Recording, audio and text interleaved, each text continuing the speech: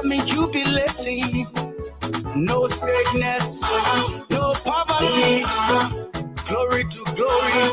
Come and see. Glory, but you don't know my story. You see. Glory, but you don't know my story. Your time will come. When on God's time. When on Jehovah. When on God's time. Brothers and sisters, when on God's time. When on Yahweh. When on God's time. See Palilala. See Palilala. Palilala. When on God's time. There is a time and a season to every purpose under the heavens. See, every tear you cry, God sees, and everything you're going through, He knows. Everything that's set behind your back, He heard, and the time for your blessing is just a little while. And when He says yes, nobody can say no. When the time has come, then He knows He loves. And you see it, and you see it. Story. Mama, way, Mama,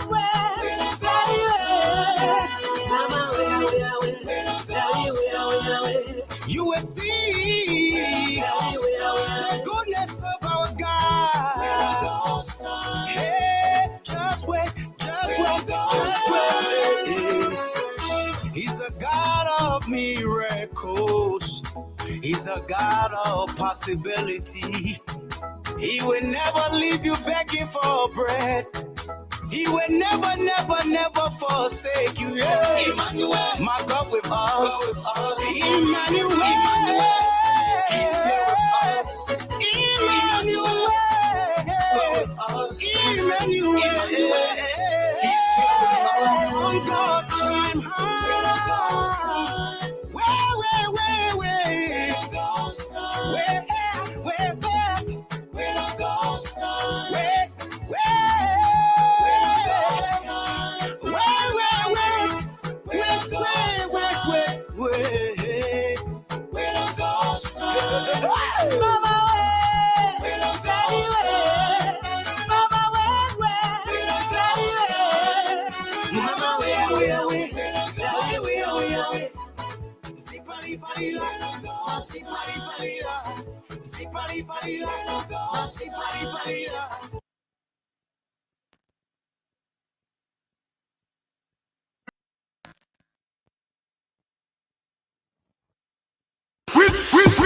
Traveling to Liberia and want a shuttle service that is convenient, comfortable, and reliable? The name is LIB Executive Shuttle. LIB Executive Shuttle takes away the burden of commuting from the RRA and other parts of Liberia, as our fully air-conditioned vans with free Wi-Fi service perform the magic. Our services include luxury private and shared ride options, scheduled airport services, business or corporate travels, daily hired in and around Monrovia, including Kakata, Banga, Ganta, Buchanan, Freetown, etc. Our excursion packages include field trips to Sunset Beach, Patawi Waterfall, Buka Farms, amongst a host of others. For more information, contact us on our USA numbers 001-301-750-1336 or our Liberian numbers on 0770-072-614. Better still, 0555-002-615. Or check our website on www.libexecutiveshuttles.com. LIB Executive Shuttle. Let us do the driving for you.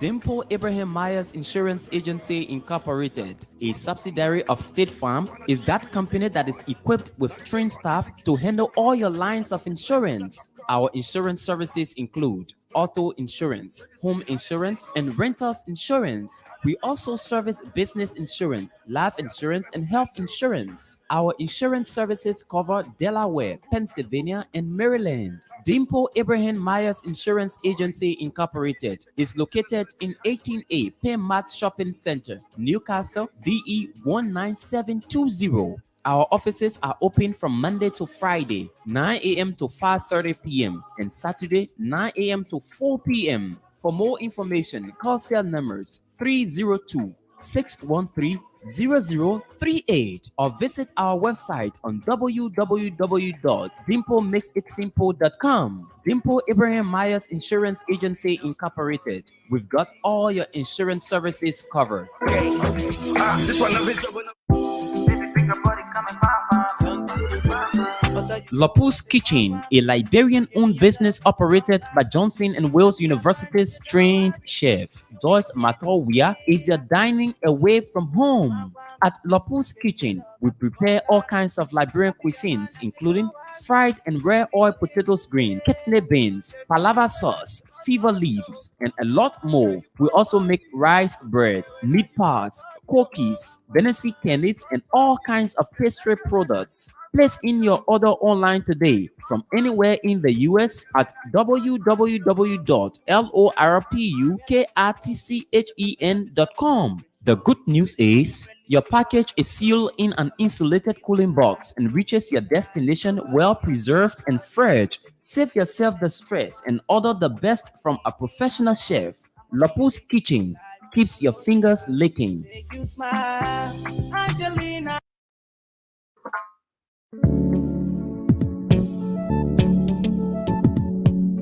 We all know the headache we go through sending money to our loved ones, friends, and family in Liberia.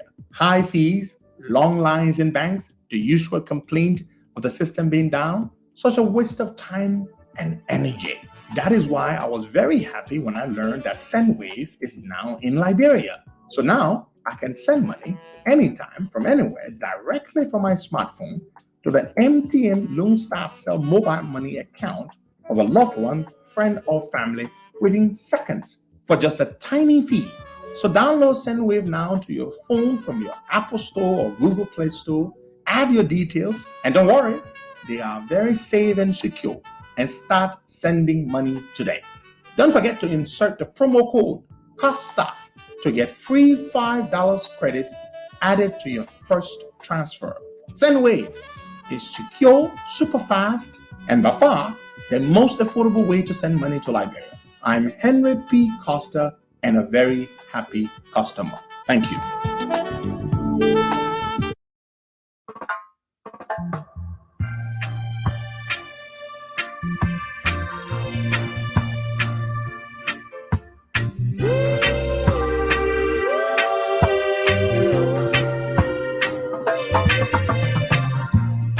Man to man is so. No, I'm not getting you because I'm not getting you. Nope, nope, nope. You are not coming through yet.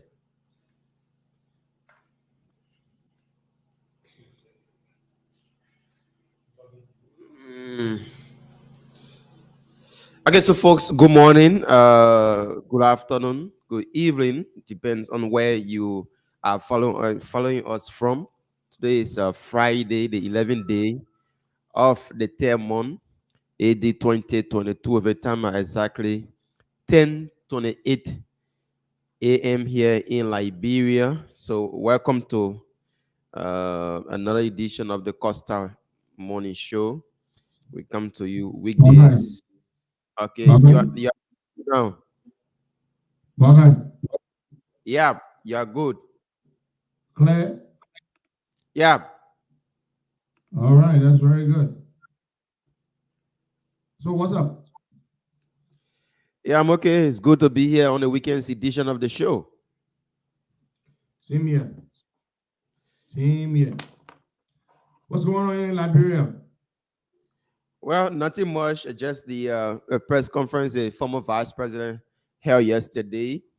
Been making news around. And one laughable thing that happened yesterday was the police inspector general blaming LEC. According to him, the lack of electricity is disturbing their work.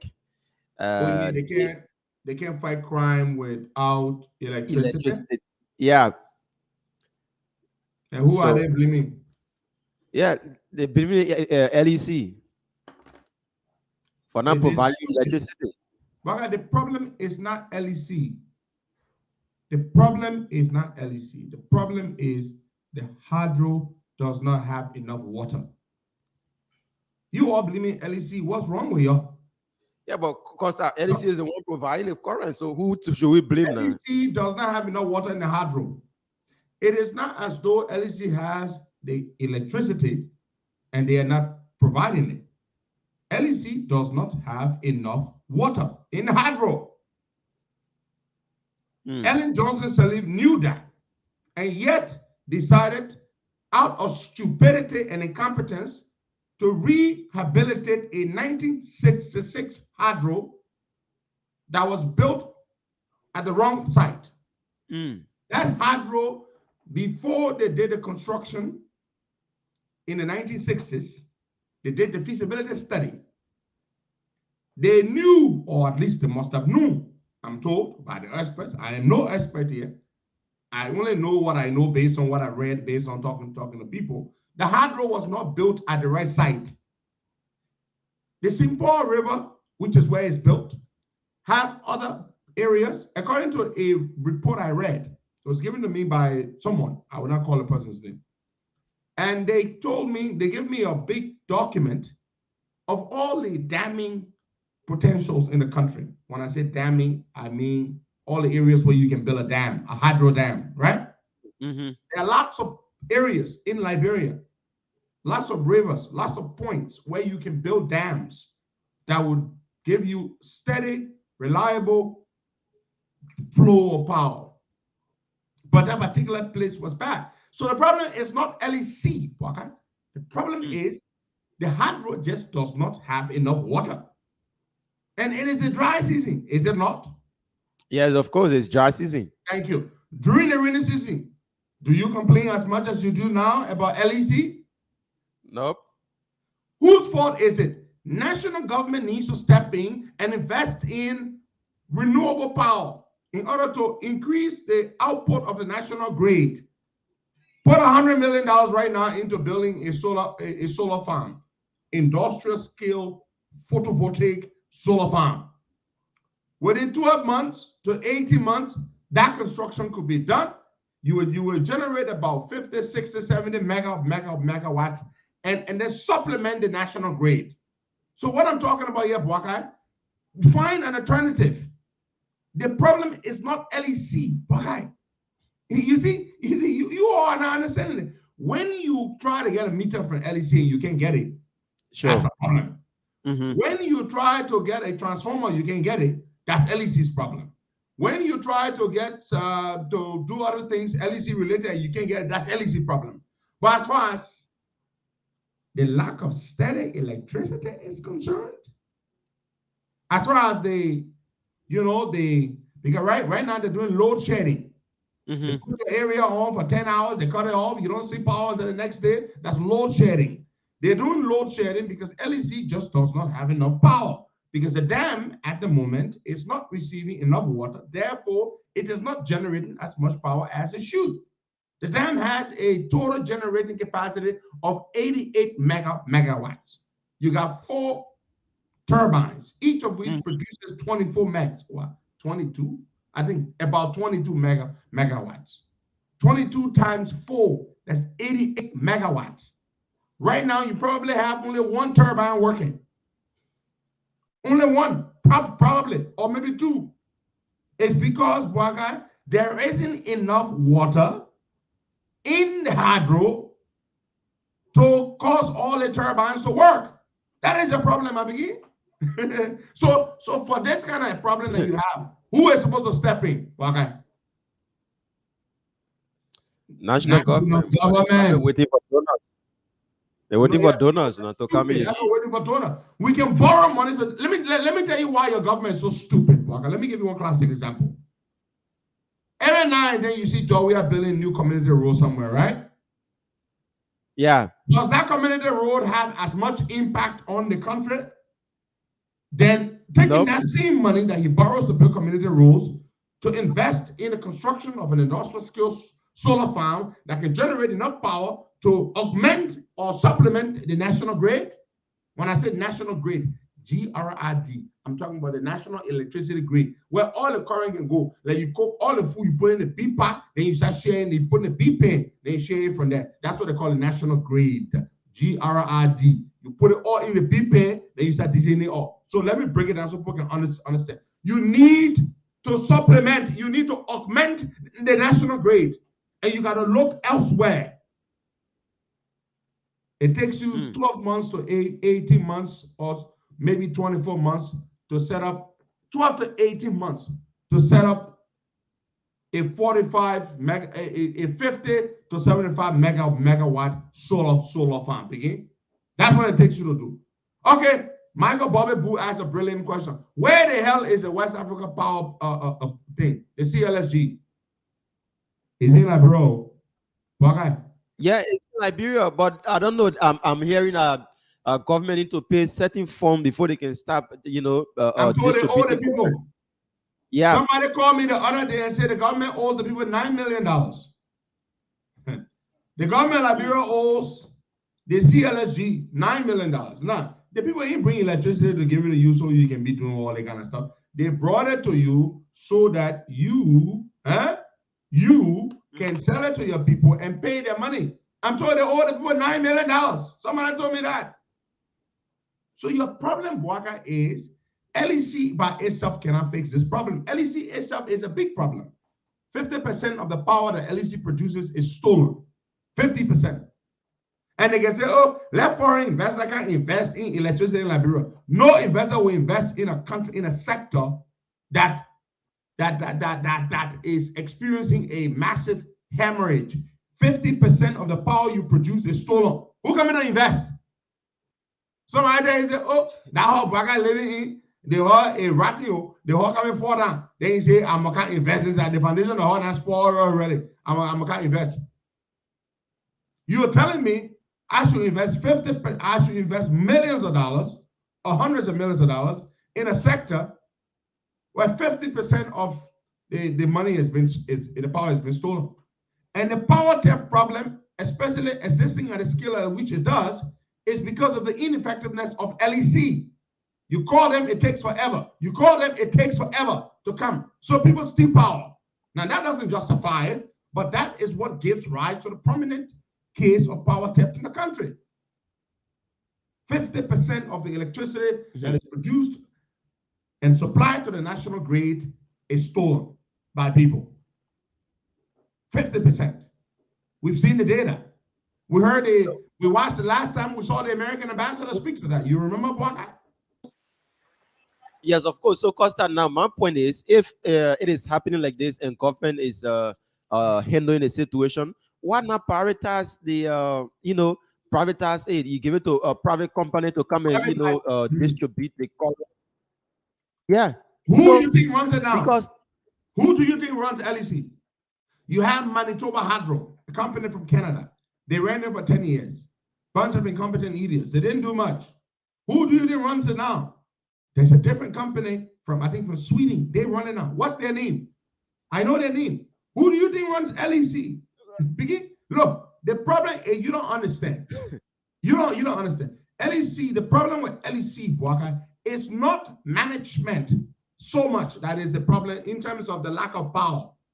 The problem is LEC needs new investment in generation. They need investment in generation, and they already got transmission and distribution to a large extent, but they need investment in generation. Generation means to produce power, more power. So transmission and distribution, T&D, it means when you produce the power, how do you move the power from the point of production to the point where you can then distribute? Transmission and distribution. That is the issue. You understand, my brother? Yeah. So the LEC problem, it will not go away just now.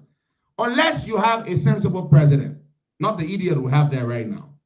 A sensible president who understands the significance of having electricity. Rather than building community roads, you need a wise president who knows that the benefits of steady, reliable, affordable electricity are tremendous. And they are a sine qua non to spurring economic growth and development. So my begin, sit down there and let Joey be building community road, you'll be clapping your hand. I'll be building market, you'll be clapping your hand. There is nothing more important than affordable, reliable electricity in a country. Nothing more important, begin. You need electricity to run businesses. You need electricity to improve the quality of your life. The country hot something. Hot. Blistering heat in the country. Very hot. Scorching heat. People can't sleep at night. You are leading miserable lives, begin. Miserable lives. So we need to invest in electricity. How many times should I say this thing here? I'm not talking. Ellen Johnson said that other old witch, Sananda, she didn't do much. She turned it over to the Sanama Swan idiot. He does not understand. Every day he drink community road. Community roads are not important compared to electricity. For current Benny Jawia, they're not small losing, will flock Jawia, especially in Maserati County. They were playing with electricity. I know many people who were not vote for Jawia, except for the LEC Benny. Why? Many people in Maserati County their ball will lose. Their ball will lose by way, therefore. But there's something I want to discuss with you all this morning. Yesterday, let's leave the current Benny because I'm tired talking about a bunch of stupid Liberian people. Let's just leave it. Let me say something to you. Liberia was just a useless country. We got rivers, we got sun, we got everything. We got wind blowing. We can invest in wind turbines. We can invest in solar panels, industrial scale, photovoltaic. We can invest in all kinds of things, geothermal, you name it. There are tons of technologies, renewable energy technologies that we could invest in, but we're not a serious people, so just forget it. China, Waka, is the world's largest manufacturer of solar panels. China. Who is China to us? One of our partners, very big. What does China do in Liberia? They built quite a number of roads. Have we ever sat down one day to ask the Chinese, look, you know what? We want you to do 100 megawatt solar farm for us. What can we do? Sure. No, Marima, I can't take you now. That's not when you should come on, please. Come on the same time the last time, please. At 11:40. Yes, Marima is coming on this morning so she can do a demonstration for us with their thing. China, okay? China is the world's largest producer of solar panels. Okay. Then you got to say nine Liberia. Have we ever sat down with that? Look, let me tell you something. But invest some money. My man, look, let me tell you something. Look, okay. The Bible says, well, when the wicked rules, the people suffer, right? They both suffer, yeah. I want to modify that. When they say when the leaders have no vision, the people perish. That's what the Bible says. The Bible captures it perfectly well. When the leaders are stupid and have no vision, and that is a modification I would like to make. When the leaders are stupid and have no vision, the people perish and the people suffer. Brother, you are suffering in our heat because the Sanoma swines who are leading you are stupid people. Yeah? And the reason I'm saying this, the evidence is that. That's why you all suffering. Oh, you don't got no light. You don't got no light. In this day and age, you crying about light. Light picking. Light. What? Liberians are useless people. Remember, the thing is so sad that it's shameful to come from Liberia. It's shameful. You don't have light and water in this day and age. But let's forget it. We'll move on to something else. Now, Bogai, yesterday I had a call. A long call with a gentleman. Folks, I'm about to tell you something. You need to listen to what I'm about to tell you. It's sensitive stuff. It's very important. It's scary. What I'm about to tell you is scary. I thought about doing a podcast yesterday with this information, but then I decided against it. I was busy. I had to do some schoolwork. I started school yesterday. So, but I kept it, and we're going to discuss it, and we're going to tell you this morning. Yesterday, I spoke at length with one of the aggrieved employees of the Liberia Airport Authority, RIA, Rouse International Airport. Listen to me. I took pen and paper, well, not pen and paper in the literal sense. My phone, I went to my reminder session where I saved my notes, and I wrote down everything he said to me. Listen keenly what I'm about to tell you. Hey, my God. Liberia is a hell of a country. Ooh, the country useless. I don't think there are any other people on the earth that are as useless, as incompetent, as good for nothing as our Liberians. No, please, show me one other group of people that are useless like us. I spoke with this gentleman yesterday, and the things he told me just scared me. If you are flying in Liberia today, every time you get on a plane, just say, Father God, please take us safely. And it's not because of the captain or the aircraft is not good, or the people who are flying the plane are not good. But the things that brother told me yesterday, one of them made me yell. I'm like, what? I'm about to tell you, Bagai. Let's tell our people. First of all, the story goes.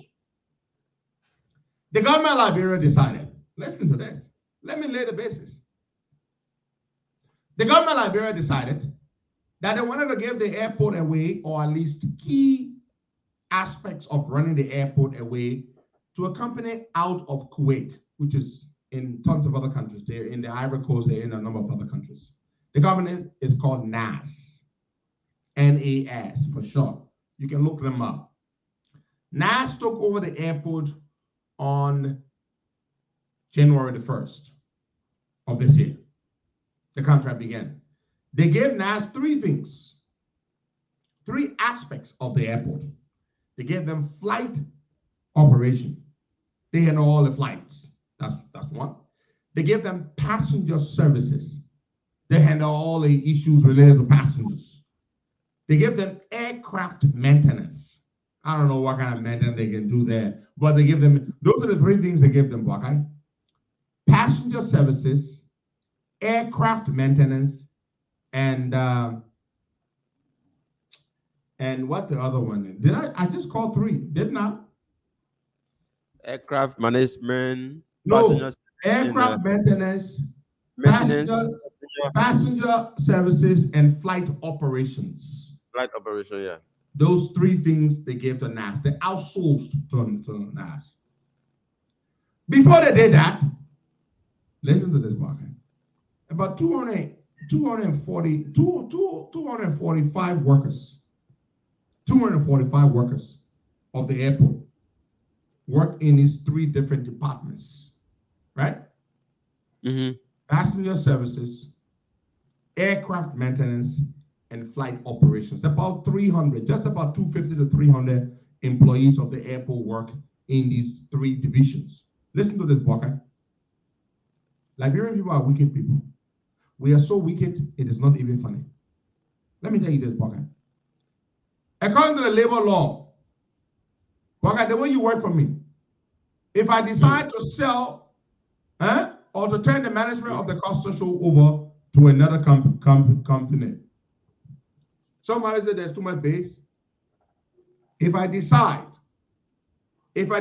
to turn the company or to turn the Costa Show over, and you all have been working for me for so many years, Black Eye, I have to sit you down and say to you, George, and everybody else, and say, gentlemen, I'm turning this thing over to another company to run it. So what I'm going to do is I'm giving you severance. Severance means all the years you work for me, the law requires that I pay you benefits. I pay you off, I think, 3 months, or of each year you work for me, I'm supposed to pay you 1 month of each year. If you work for me for 10 years, I'm supposed to pay you 1 month of each year. So that means 10 years, 1 month each, that's 10 months I'm supposed to pay you for. That is the law, Buckeye. But guess what? The management of the airport, they call a meeting of the workers. Listen to this, folks. Listen to this. They call a meeting of the workers in November. They told the workers, November last year, we have given the airport to a new company. They're called NAS. They're going to come take over. The Deputy Minister of Labor was in that meeting. Listen to this. We've turned the company over. No, the Deputy Minister of Transport, not Labor, Transport. We've turned flight operations, aircraft maintenance, and aircraft maintenance, flight operation, and passenger services. We've turned them over to this company called NAS. Listen to this, folks. Interesting stuff. You want to hear it. Now, they told the people we are doing this. So the company will take over. But the company will assume all of you. You all will be assumed under the new management. You're going over to NAS. NAS will take care of you. They will run this thing for 1 year. They will do a 1 year evaluation. All of you will be on a 1 year evaluation period. Those of you who will satisfy them, they will keep you. Those of you who will not satisfy them, they will let you go. But why, guy? No. They're telling the people that you will be assumed as contractors. I've been an employee for 10, 15, 20 years. Then overnight, you turn me over to a new management and you tell me that I am to now become a contractor. From a full-fledged employee to a contractor. What guy? Hello? The only way you can do that is this. You pay me off as an employee, all my benefits as prescribed by the labor laws of the country. And then at that point, I move over to the new management as a contractor. But you tell the people where the new company will take you over as contractors and they will do a 1 year evaluation. Those of you who are good will stay. Those of you who are not good will be let go. That is what they said to the people. Listen to this, listen to this. You know, that's not even the part I said will make you scared. The part I said will make you scared, but the safety of the aircraft and flying to RIA, that the part coming make you scared, Jana. Just wait. That's not the part that I say coming make you scared about your safety. Wait to listen to the part that's about to make you scared. If you're thinking about going to Liberia right now, just start fasting and praying because there are chances something might happen to the aircraft. I'm serious. I'm not joking. I'm not trying to scare you for nothing. Listen to what I'm about to tell you. Waka? I learned something yesterday that I didn't know. Listen to me, Piggy. Then the workers in the meeting said, no, but we are employees. You can certainly turn us over to a new company and tell us that now we are contractors. Then pay us off. Do a redundance. Do a redundance. Give us our severance and our benefits. Then we will go. Then the new company can take us over. They said, no, you're not happy. We're trying to do this for you. No, you're not doing them a favor. There was an back and forth. They did not settle that. Okay. That is what prompted that protest on December 30th. The workers at the airport said, you know what we're going to do? The workers in flight operations, the three divisions that are concerned, flight operations, passenger services, and aircraft maintenance, about 250 to 300 workers, they decided they were going to protest. What they did a go slow. The guy said to me, he said, Mr. Costa, I see that you are not pleased with us and you blasted us. But what you don't know is that originally we did not block the airplane. What we decided to do, and according to international aviation regulations, we are allowed to protest. But the way we can protest is when the aircraft arrives or lands. We can refuse to unload the aircraft. Are you listening?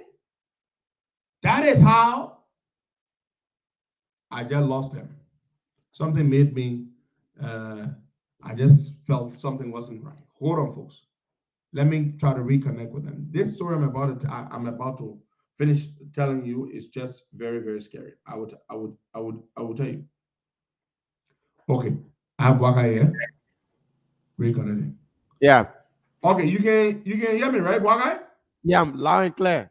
Listen, and make sure all the online sites are on. Folks, Yeah. you need to listen to me finish explaining this story. This is not a scary part. So listen, boy guy. So then they decided to carry on to basically terminate all of the people and turn them over as contractors because they are avoiding paying the people's benefits, boy guy. They don't want to pay their benefits. They don't want to pay their benefits as employees. Their severance benefits. They want to just, throw them to the curb and let them be at the mercy of a foreign company that is more than likely going to let him go or abuse their rights. So guess what they do, Braga? On the 30th of December, the workers decided to protest. Yeah. They go to the airport. Listen to this, folks. They decided to not unload the plane. What airline was that? I believe it was Africa World Airline. That flight that landed. Yeah. When the workers refused to unload the plane, which is in their rights to do, according to what the guy said to me, guess what happened, Walker? The airport management decided to go and bring people that it had dismissed for stealing at the airport. Listen, Walker. They called on people who used to work at the airport, but they fired them for stealing bags. Those people who steal bags and stuff. They brought them, horribly brought them to come unload the plane. When they brought them to unload the flight, guess what? That is when the guy said, Costa, we said we will not let them do it. So he said, when you watch the video, you will see we went underneath the plane because we didn't want to allow them to bring the people who they had dismissed for stealing to do the job because they were trying to not pay attention to our protest. He said, what we did was we decided we were not going to unload the plane. He said, it's within our right to do that. That's what we did. But then when they brought those other guys who said, no, we're not going to let them do it. But God, listen to me. Then he said, Minister McGill called and said, man, y'all leave the plane and so the plane can go. He said, no. He said, McGill got mad. Then McGill got to the scene. And McGill promised them, and we watched the video. Minister McGill said to them that nobody here will be dismissed because of what happened.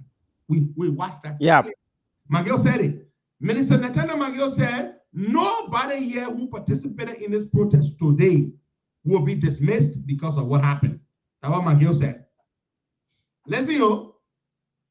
Then McGill went and brought in the Ministry of Labor. McGill asked the Ministry of Labor to investigate the situation and to address the concerns of the workers. Listen to this.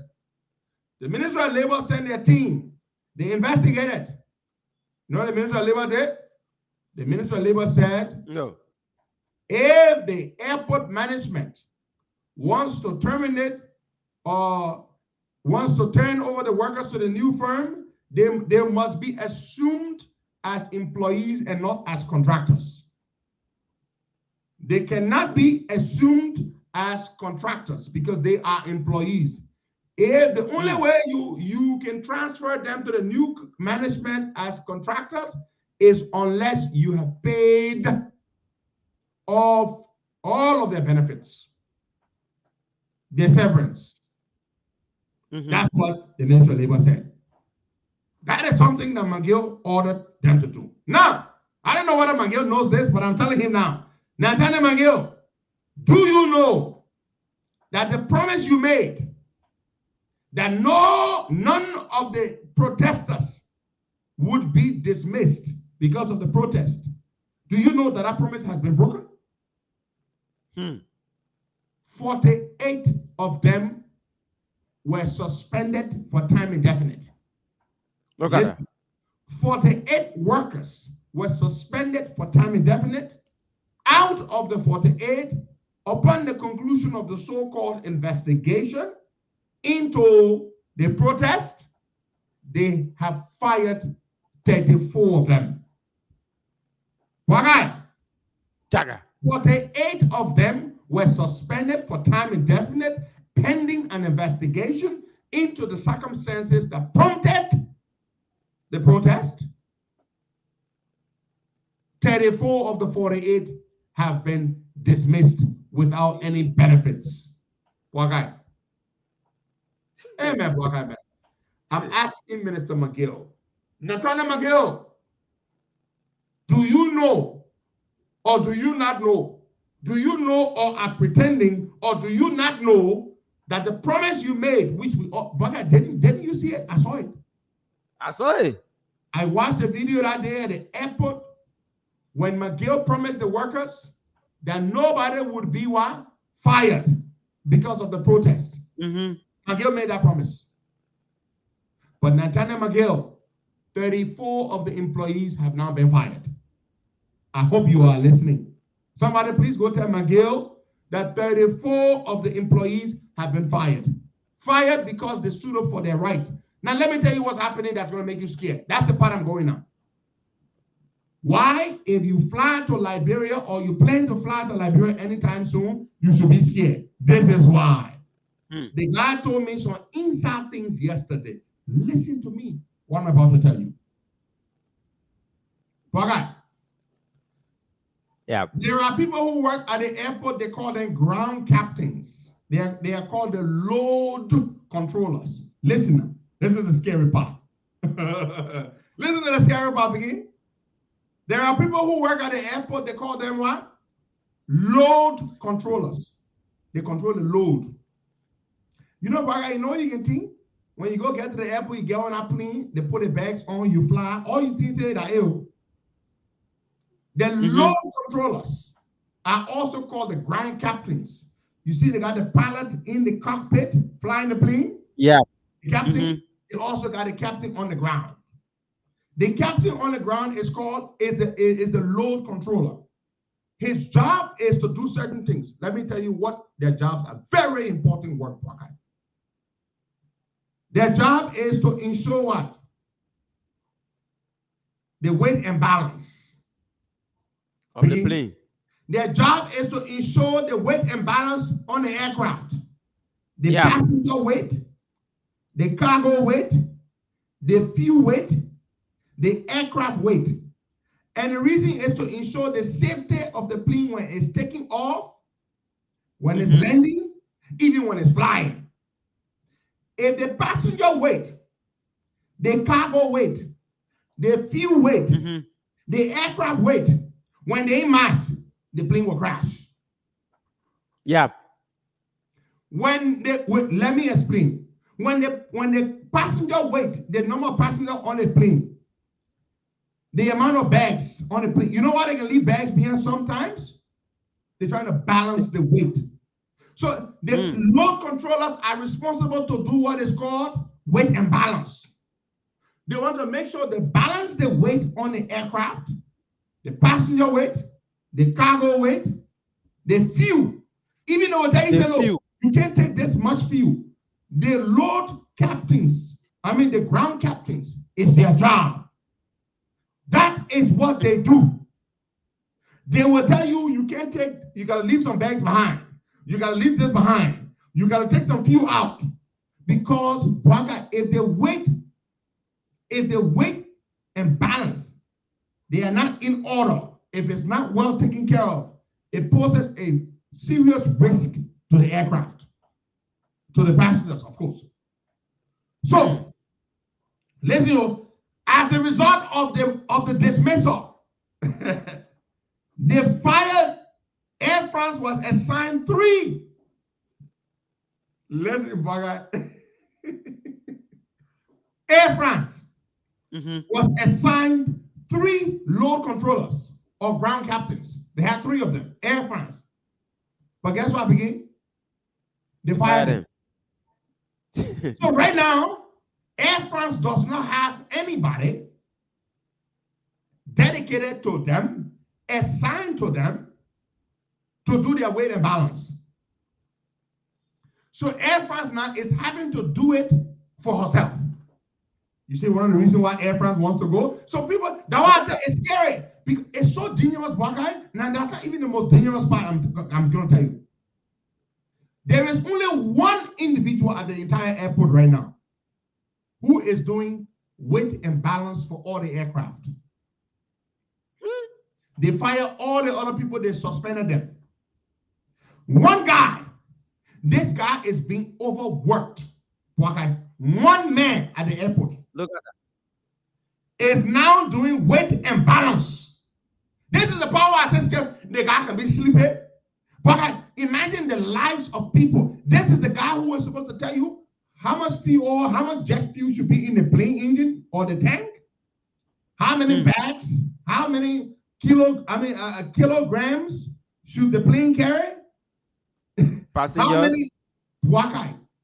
One person severely overworked is the one responsible to do weight and balance at the airport. The 3 load controllers or ground captains that were assigned to Air France, all of them were fired. You fire people who are responsible to ensure passenger safety, flight, the aircraft safety. People whose job it is, sensitive, important job, to know how much weight should be on that aircraft, to balance the weight so that the plane flies well. You know, we get things in the plane and you get in the air when you're taking a passenger and takes off. No, there are lots of things that go into that.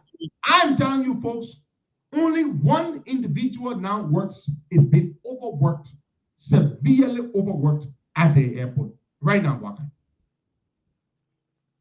Can you imagine that, Waka? Only one person is doing that job. Now, that's part of the reason why Air France is deciding to pull out. That Air France has to hire their own person to do weight and balance for them.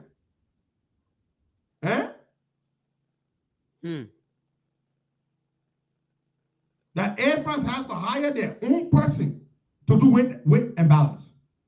Imagine that, folks. Just imagine that.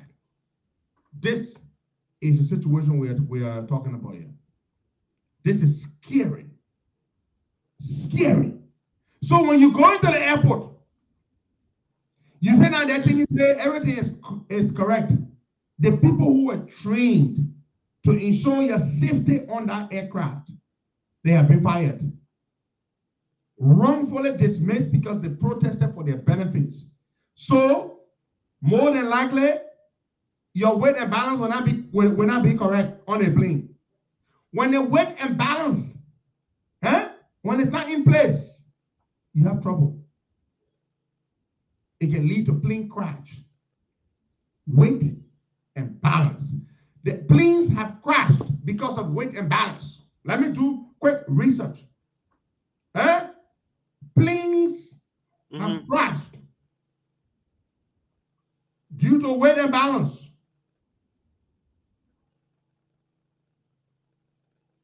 I say planes have crashed due to weight and balance. You see that? Between 2008 and 2016, the probable causes of 136 general aviation accidents were related to pilots improperly conducting pre-flight performance calculations for weight and balance, or not conducting them at all. Waga, did you listen? Waga, between 2008 and 2016, within an 8-year period, the probable causes of 136 plane crashes were related to pilots improperly conducting pre-flight, before the flight takes off, pre-flight performance calculations for weight and balance. If you don't do weight and balance calculation before you get on that plane, there's a chance the plane might crash. You think I'm talking, you'll be taking about phone. Look, the people are risking your lives. Weight and balance. They fire the people who are supposed to do weight and balance. You think they just put your bags on the plane, you get on board and you take off and that's it? There are people on the ground who work with the captain on board the flight to calculate the weight and balance. That's what they do. That's their job. The Liberian government has moved to dismiss those people because they protested for their rights. Air France no longer has anybody dedicated to them, assigned to them to do their weight and balance. They have to bring somebody to do it. Airlines should not do that. Look, you just heard what I just read. Between 2008 to 2016, 136 aviation accidents or plane crashes have been due directly to weight and balance issues. If the plane weight not correct, it will crash. Okay? Especially when it's landing or when it's taking off. But the plane is supposed to be balanced in the air. The wings, the both wings. You see those wings? Yeah. But if the weight is tilted to one side, what's going to happen? When it's landing away, when it's flying away, what's going to happen? So that's why you have people who are trained. So, you see how your government is risking your lives? They have only one guy at the airport responsible for all the airlines doing weight and balance. He gets that message he working today. But they are overworking him. Then they got trainees. The people who are not even qualified, who have not graduated yet from the training course, the training program, they are using them to do weight and balance. Training. And then you go to the hospital, you need a surgery, and they bring an intern doctor, a training doctor, to do the surgery on you. Liberia is a useless country. God help us. God help us. Liberia is a useless country. Oh, God, help us. But Mungo Gabriel Zawe, safe travel to Liberia. He's on his way to Liberia for, what Pazawe going for again?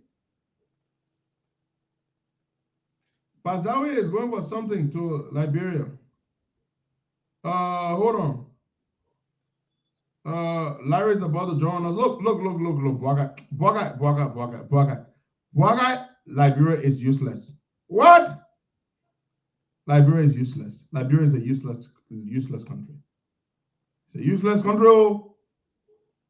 Pazawe leaves tomorrow. He's going for his father's funeral. Safe travel. He's going to Tour Town, Grand Gide. Safe travel, Pazawe, and let's keep in touch. My man, Liberia is useless. Oh, my man, that guy told me nothing yesterday. Okay, weight and balance. That's it. You're right, Michael Bobby Boo. Aaliyah, the R&B singer, Aaliyah, that's what killed her. Because the aircraft was overloaded. Aaliyah, the R&B singer. She was coming from what? The Caribbean? Where was she coming from? Somewhere. That's what killed Aaliyah. The aircraft was overloaded. The people who are trained to do weight and balance, they dismiss them. But our people are so stupid. They are so wicked and stupid that they don't even make the right decisions. You fire the trained people because they stood up for their rights. And then you have one man there with some trainees and you're overworking them. Air France has to bring their own person from France to do weight and balance for them.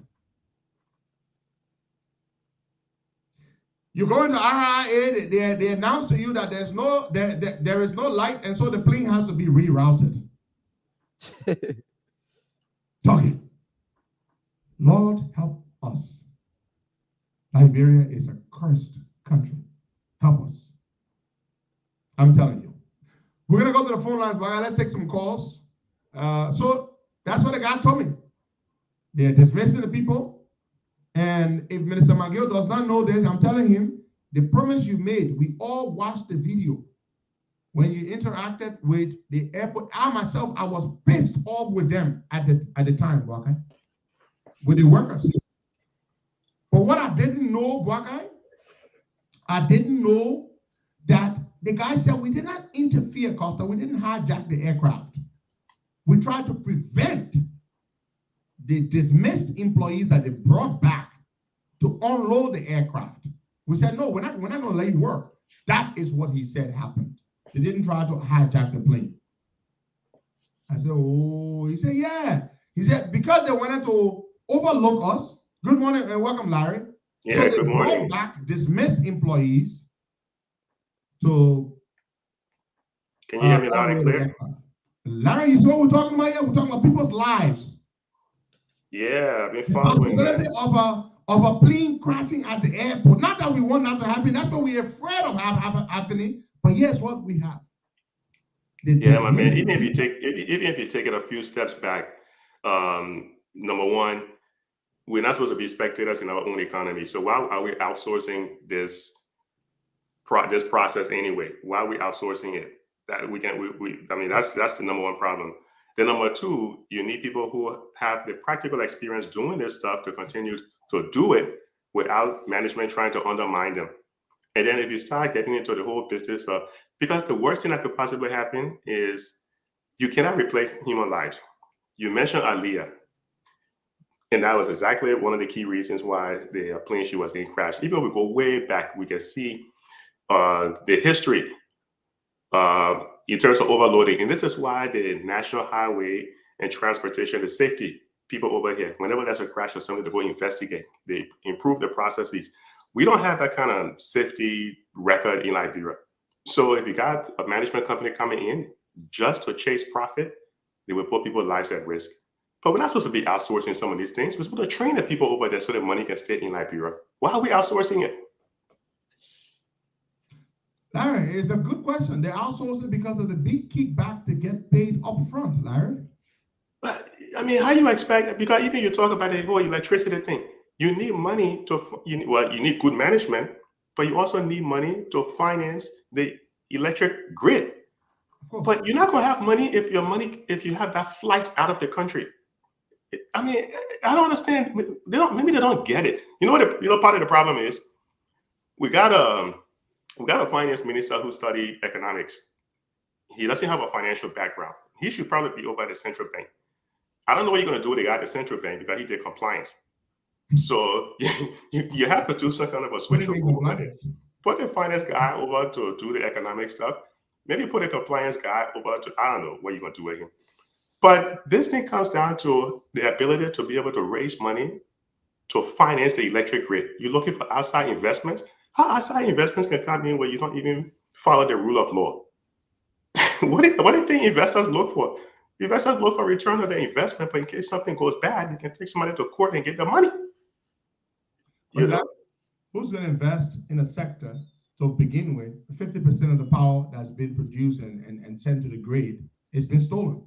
50%. It's been stolen. And wasn't it the American ambassador to Liberia that said we always knew that there was significant power theft, but of course he was the one who prominently raised that. Yeah. 50% of the power has been stolen. And the government owes money that they haven't paid back? Yeah, the government owes lots of money. They owe millions. The government owes millions of dollars to LEC. LEC needs money for reinvestment. LEC needs money for a whole lot of things. They can't do it. Larry, you know how long it takes to get a meter? A simple meter. To get a meter. How long does it take? That's why people go and steal power, Larry. How long does it take? It takes months to get 1 meter. How long does it take to get a meter? It will take you like 3-4 months to get a meter when you put in for A. Oh, that's nonsense. Yeah. Something that can fit. That's nonsense. A pound. You cannot grow your economy if it's something that should take probably a few days to do. If it's going to take you months to do it, how you expect to really attract investments? How you really expect to grow the economy? And if you don't have an airport system that is fully functional, and you see, companies will look at what other companies are doing before they come into an environment. If Air France is pulling out, that's a bad signal right there because other companies are watching. So people will be afraid. Like, hey, why are these people that are pulling out? Do they know something that we don't know? So I'm telling you, man, it has to do with leadership. It has to do with management. It has to do with the level of people you're bringing in. It's just unfortunate. Liberia has the resources. We just can't seem to move upward. It's not that we just can't seem, Larry. You make it look like we don't know what the problem is. Our problem is we are some of the most incompetent people on the face of the earth, Larry. That is it. You know, how is it that a country of 5 million people, Larry, can't G no Hall? Ghana has 30 million people. They have 88% electricity penetration. They pay 11 to 12 cents per kilowatt hour. We spend around 35 cents per kilowatt hour, and we're doing load shedding. And they got the whole schedule. Larry area will receive power for 10 hours or 5 hours in a day, and then they will send it to. But Larry, we have the problem. We are investing money in building community roads and building market stores when we could be investing money in expanding the electricity, the generation capacity and transmission and distribution. That's the problem. Yeah, I mean, considering electricity is so important for the healthcare system, the clinics, the hospitals, and everything. It's important for education. It's so. I mean, it's one of the foundational elements of growing economy. Why you putting all that money? Little feeder roads are nice to have. They're nice to have, but they're not really, really essential at the moment. Agriculture, the electricity grid, all these things in education, they're all so critical right now. You knock those things out. I guess the feeder roads was meant as a feel-good project, but it's not really. If you look at the return on investment on it, there's not so much of a return on investment on that thing right now. Nope. Nah. You know, and I bet if you audit some of those projects, you'll kind of realize that people get used to kind of chop money too. But why you didn't do it? The kickbacks, right? Every time they award a road contract, they get hefty kickbacks. Yeah. That's why. And if the government wants to, so 3 things. If you ever hear anyone defending the government, ask them, please don't use these 3 words in your defense of the government. Don't use previous government and Ellen. If you can argue without using previous government and Ellen, we want to hear your story. Because everything you mentioned, they bring the previous government. Everything over during Ellen time. No, but don't be graded Ellen 80%, though. Was it before? Wait, let me ask you a question. Was it he graded Ellen 80%? Was it before or after he added her to the budget? I don't even know. But he graded her 80% before, during the elections. He said before adding her to the budget. It was really campaign. Before adding her. He takes 1.2 million, gives her to Ellen. 1.2 million is what's enough to install a 1 megawatt solar farm at the airport. That's enough power for the entire airport. 1 megawatt is more than enough for the entire airport. Yeah. That's why he gives the Ellen in the budget. We have an abundance of sun. We have no electricity. We have an abundance of rain. The people don't have safe drinking water. We have an abundance of arable soil. The people are food insecure. I mean, think about it. Do you know what we don't have an abundance of? I know where you go with this one. Larry, you got the abundance of all the natural things. But the craziness is, Pedro, boy, they say that Boku will eat. But then when they need medical treatment, they don't go to the medicine mill. They don't go to find the book. The book. And what did I know? That book, you know. They are confused. They are confused, man. Of course, as we approach the 2023 election, there have been a lot of projects named after Ellen. I don't know the motive behind this. Is it that they are thinking that? Yeah, he just named the ministerial complex after Ellen. Yeah, the ministerial complex and the diagnosis center. There. Somehow they still believe, but Boyka, somehow they still believe Ellen holds this kind of a mystical power over elections in Liberia. It's not just them alone. A lot of people in Unity Party feel the same way in the camp that we support. A lot of them feel that way. If Ellen does not give you her blessing, you cannot win. They don't realize that they have the power within themselves to improve the economy where they would get re-election. Dara still won because the economy was poor. Ellen didn't help us to win. No, Ellen had nothing to do with it. And the opposition is not going to win if they don't put up a good game. I mean, right now, we know everybody holding their breath, waiting for April 15th. But besides that, the opposition needs to kind of put together a good game and not depend on the other people then tripping on themselves and crashing. You know, put up a good game. You know, what are the alternatives? What are the alternatives to what we have right now? What are we looking to do in the healthcare sector? Unemployment is the major thing. Unemployment is a major. A lot of young people over there unemployed, man. You know, Pedro Boy got a lot of people unemployed. The other man said, we don't have an abundance of sound leaders. But that's it. That is the problem we have, Larry. That's the problem we have, because everything else seems to be okay, but except that. So it is a key problem. It's a big, big problem. You know, it is a big problem. We had told that young lady to join us today, so that she can do a little demonstration for us. We're waiting for her, Mariama. We're waiting for her to join us. You know, Larry, it's just very, very sad.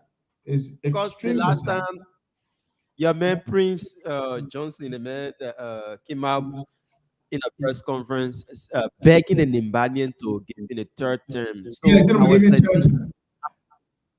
have they reached this far that Prince Johnson will be begging now? Prince Johnson, who was the godfather of Nima County. He still is the godfather. Prince Johnson will still win. Maybe it will not be by the same margin. You know, he won the first 2 times, the first time and the second time.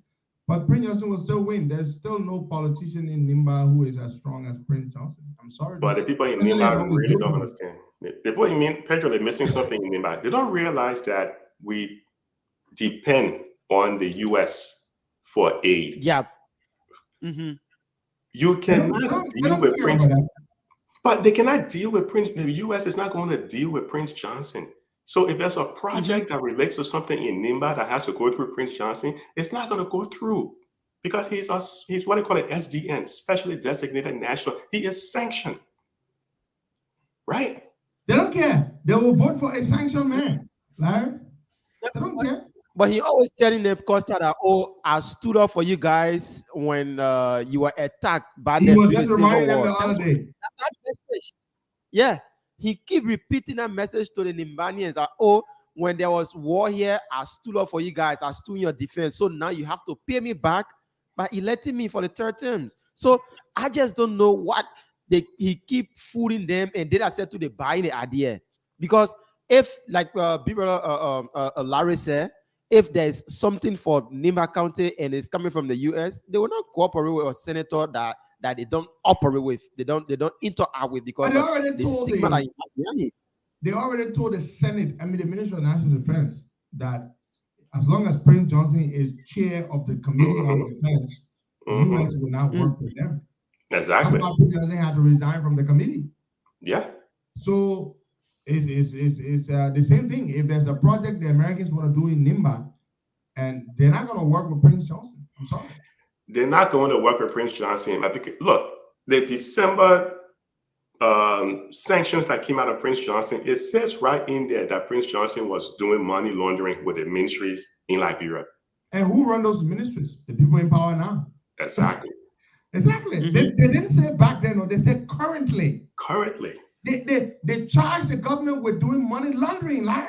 They charge the government. Larry, that's something you don't want to be charged with. No government wants to be. For the people that say, and then Prince Johnson were on the air saying, he want to see the evidence. Come on, man. These are the same Americans that tap Angela Merkel's cell phone. Are you trying to tell me, Prince Johnson, your little Chinese cell phone you had, the people that are not listening to your conversation? Exactly. Come on, man. And Angela Merkel was their big partner, big ally. Big ally. They tapped the German chancellor's cell phone. The people then told everyone in the world that, look, Putin is going to invade. The Ukrainians, then a lot of them didn't believe it was going to happen. And what happened? Lo and behold, They said it. America said Putin will invade. And they said it confidently, and they said it severally. They didn't say it one time. A few days. They kept saying it. And everybody, Putin was denying it. Oh no, I'm not gonna invade. I'm not gonna invade. The guy was lying through his teeth, man. Don't play with the Americans. They said people Prince Johnson receives, and they didn't say hundreds of thousands, Larry. They said millions of dollars. Millions of guys are receiving. He's laundering money, so they're giving him the money, and then he gives it back, and he keeps some of it. Pay to play, yeah. No, the pay to play different. Pay to play is where they give him money for him to influence votes in Nimba. Right. The Americans specified that pay to play. That's what you call pay to play. Pay to play was not started by John Weir. Ellen started it with Prince Johnson, and John Weir continued it. But the money laundering is separate. Why you don't want to be charged with money laundering? especially where USD is involved, American currency. By money laundering with American dollar, you are put directly under the jurisdiction of the United States government. It's their money. So whoever is giving Prince Johnson millions of dollars to launder, they're gonna catch him. They're gonna catch him. And when they say it, they already know you. America will not issue a statement and be guessing. Oh yeah. And when they charge you with something as specific as that, because they know. So the ministries that were involved, America's not going to drop that. They're going to the ministries that were involved. The Americans said their ministries, the Liberian government, giving him millions. Go read the statement.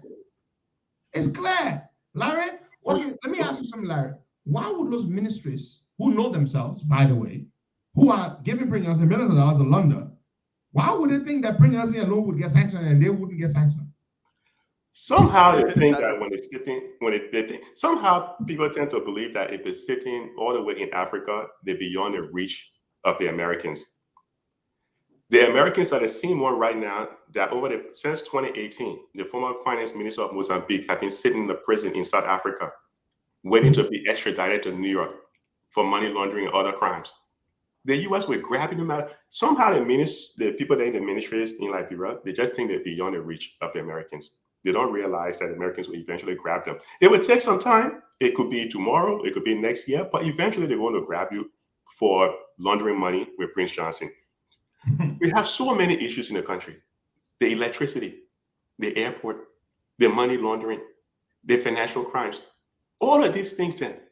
But a lot of the issues in Liberia started going downhill starting in 2018. I'm telling you, if you look at the information, they started going downhill starting in 2018. And then the funny thing is they started blaming coronavirus for the economy going bad in 2018. When the coronavirus hit? 2020.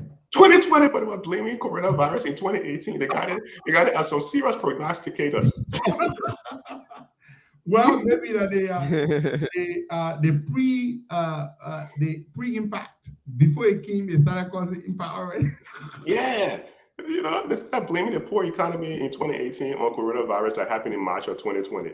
They started blaming it in 2019, but when the coronavirus even started happening, they got it insane. Larry, what is it with us? In 12 years, Ellen did not fix one key sector in the country. Name one sector she fixed. Education, zilch. She called it a mess. Healthcare, nada. Energy sector, nothing. Waste of money. I'm telling you, nothing. Georgia, he said, if a president gets up and tells you, look, I'm here to do one thing. The one thing I will do is I will fix roads. And then they started with Eton. Yeah, of course. All the phony transactions. The Eton didn't work. The Iboma MF, that whole scam didn't work. The Eton swap didn't work. It didn't work. None of that stuff worked. His wife said was coming, hasn't come. It hasn't come. But all the while, really done, Larry. Why does it brag that he's doing so much? What, the community market, the little market stalls that they're building, and the community roads, those poorly constructed community roads, which have been done because of the hefty kickbacks that they get. Is that it? But my man Pedro Boyka, the market stalls make sense when the people didn't have money to go to the market in abundance. But if you're not growing the economy, people don't have jobs, you have food insecurity, what good is all those market stalls? Those are all nice to have projects, wasting money. The big celebration, and you know something, we're still waiting to get the data you mentioned on how much was spent on the bicentennial. I think you mentioned someone from the information ministry or something. About $3 million. Yeah.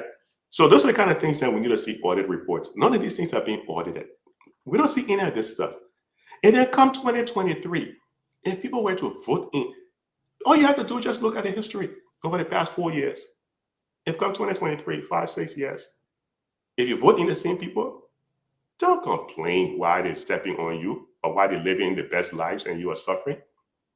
You know, you have to understand. You have to put in the right people come the next time around. Would you guys ever change for them to get another 6 years? What do you think?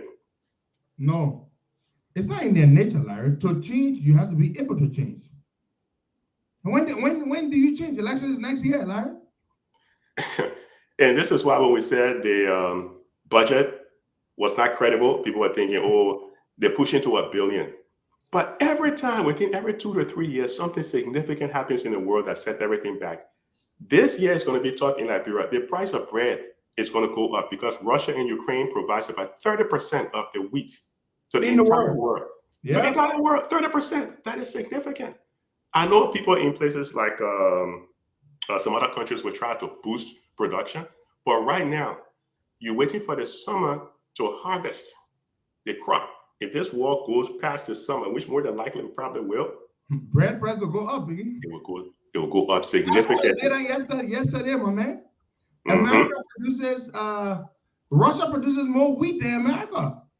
Russia produces around 18% of the world's wheat. And America is second, at about 15%. Ukraine also. Ukraine is the third largest wheat producer in the world. And right now, Ukraine is saying they're not exporting any wheat. Then that's a problem. Yeah, they're not exporting anything because of the war. Russia themselves, they're doing self-sanctions. They're not exporting any wheat. Jesus. That's going to impact people all the way down in Grand Bassa, all the way down any part of Liberia. Because that's the wheat they use to make bread. Used to make bread. It's going to impact them. I mean, then you have your unrealistic budget of $785.6 million. Where do you think you're going to raise that money now? With the economy going to slow down? Look at inflation, a 40-year high in the U.S. What's the price of gas in Monrovia right now? Let Boga tell us. It's over $5 a gallon. Yeah. Then eventually, if the OPEC countries don't rev it up, you're going to end up with shortages. They don't want to do it. Biden has been calling MBS, Prince Mohammed bin Salman. He's refusing to pick Biden's calls. They're playing high stakes. Because, he doesn't like Biden. Because Biden had that report published about the Khashoggi murder. Yeah, the journalist. And so the prince doesn't like Biden. And he said he wants Biden to recognize him as a real leader of Saudi Arabia. Even though his father is still king. But Biden knows the boy is a murderer, so he doesn't want to recognize him. The guy that the geopolitics, man. You have to pay attention to what's happening around the world. It's crazy, yo. The boy refusing to pick Biden's calls, my man. Biden calling the man, and man won't tell the body. They're picking frisky. Somebody said, I saw a clip from Trevor Noah. Trevor Noah said, it would have never happened to Trump. Because if Trump calls you and you don't answer his call, the next thing you could do is say, I'll bomb you. or George Bush. Exactly. Biden is a civil last man. So Biden can call you and you can refuse his call and he will know you playing high stakes, Yeah. But not Trump. You could never. What happened also when Ronald Reagan was coming in after Jimmy Carter, when I think it was the Iran crisis, when they were holding U.S. Citizens hostage. And then right before Ronald Reagan came in, they released the hostages because Ronald Reagan was planning to go bomb those jokers. Exactly. And they knew he wasn't joking. He wasn't playing. So when Trevor said, I said, yeah, he might be right. He's crazy enough to do it. Ben Salman would have thought, nah, I can't do this nonsense with Trump. Oh, critical thinker saying the price of gas is $5.56 per gallon. Yep. That is expensive. Very expensive. Because of the low income. What percentage of the people live on less than $2 a day? It's almost 40-50%? Yeah. So $5.56, that would require that requires with 2 or 3 days, for some people, 2 or 3 days worth of money to go buy 2 or 3 gallons of gasoline. So that's very expensive. Yeah. And then everything runs off diesel. Everything runs off fuel. That's what I wanted to say. Especially, Larry, where electricity is unreliable, unstable, and lots of people are using their generators at home to run their businesses and run their homes as well. So now they're catching trouble because they have to pay more for gasoline and fuel. And most people don't have their own vehicles in the country, so they have to commute on commercial vehicles. They're moving goods and people from point A to point B. That means the cost of everything goes up because everything is premised on that. Everything hinges on that. So food prices will go up. Everything will go up, Larry. It will go up. And when it goes up, that more hot shit. More hot shit. These guys will end up with a huge budget shortfall in 2022. Yes, and because because you know what? economic, People will not spend as much. yeah, no, they're not going to. Because Yeah, not getting you, no order coming to you from your end on the you're mains not up. getting me. I'm not getting you. How you yesterday night you say you're not getting me all of a sudden, George? Hold on. Yeah, check your end good. Hello? George? Come in low. George? George, you look like you're freezing on our side, my man.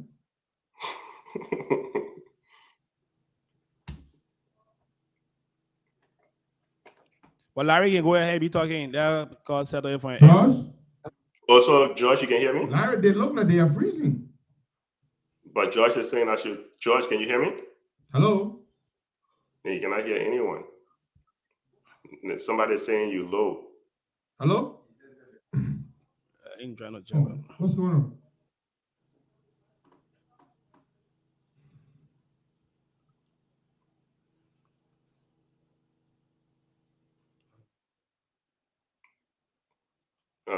Okay, so with Costa restarting his machine. But critical thinker saying the price for gas, he said Camp Boys prices are higher. I'm not sure what he means by that. Okay. Larry? Yeah, can you hear me? Oh, okay, Henry calling in. Yeah, everyone seems to be hearing us loud and clear on this end, but I'm not sure why the boys then nothing seems to work perfectly in Liberia. There's always some glitch. Kind of be afraid to go and Yeah, Larry, can you hear me? I can hear you. Yeah, loud and clear. I can hear you.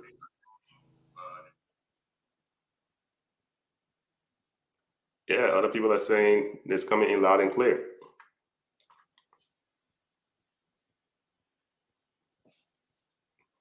It's loud on YouTube.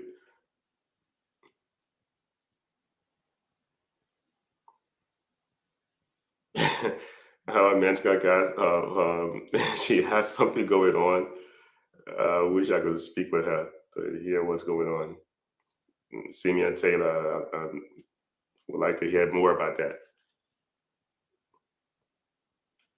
George, can you hear me?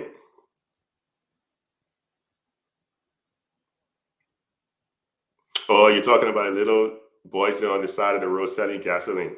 Oh, okay. Yeah, come. Okay, so we'll take some calls on 0770-102-102, 886 218-004. But Larry coming in. Yeah. Okay.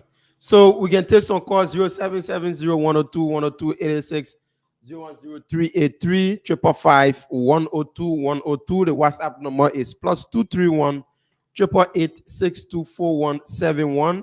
Keep your calls coming in. You'll be live with us there this morning. We discussed about the airport issue. Yeah, we touched on the gasoline, a lot of things we talk about here. You can make your contribution now. So just put your call through. Yeah, we take our first caller this morning. Good morning. Yeah, good morning. Aaron Costa. Yeah. Good morning to Waka. Good morning to Laura Kennedy. Hello. Go ahead, you are live. The issue about LEC right now in Liberia is a major problem. My brother, I can lie to you right now. And I even myself here, I sleep outside. I spend half of the night outside, taking cold breeze. It's not easy. You know what I mean? Some of our friends at the restaurant, some of them got tea shop, they water always hot. It's not easy, my brother. The government here, we don't even know what you will head into. Every people get problem. You know what I mean? Sometimes when you're critical talking, you should change. But they don't change. We are what's in the country now. We should work. We don't know manager, dressing, and what I mean, when they're putting in there, enjoying that chair, what I mean, they're forgetting about us. For 2023, we are waiting for them. Okay. Thank you. Thank you so much. The WhatsApp number is +231 888 624 171. 0770102102860103830. Good morning. Morning. Yeah, your name where joining us from? Hello. Hello. Yeah, this is John Mambo, members of the Economic Freedom Fighter of Liberia, the EFFL. Welcome. Thank you. Yeah.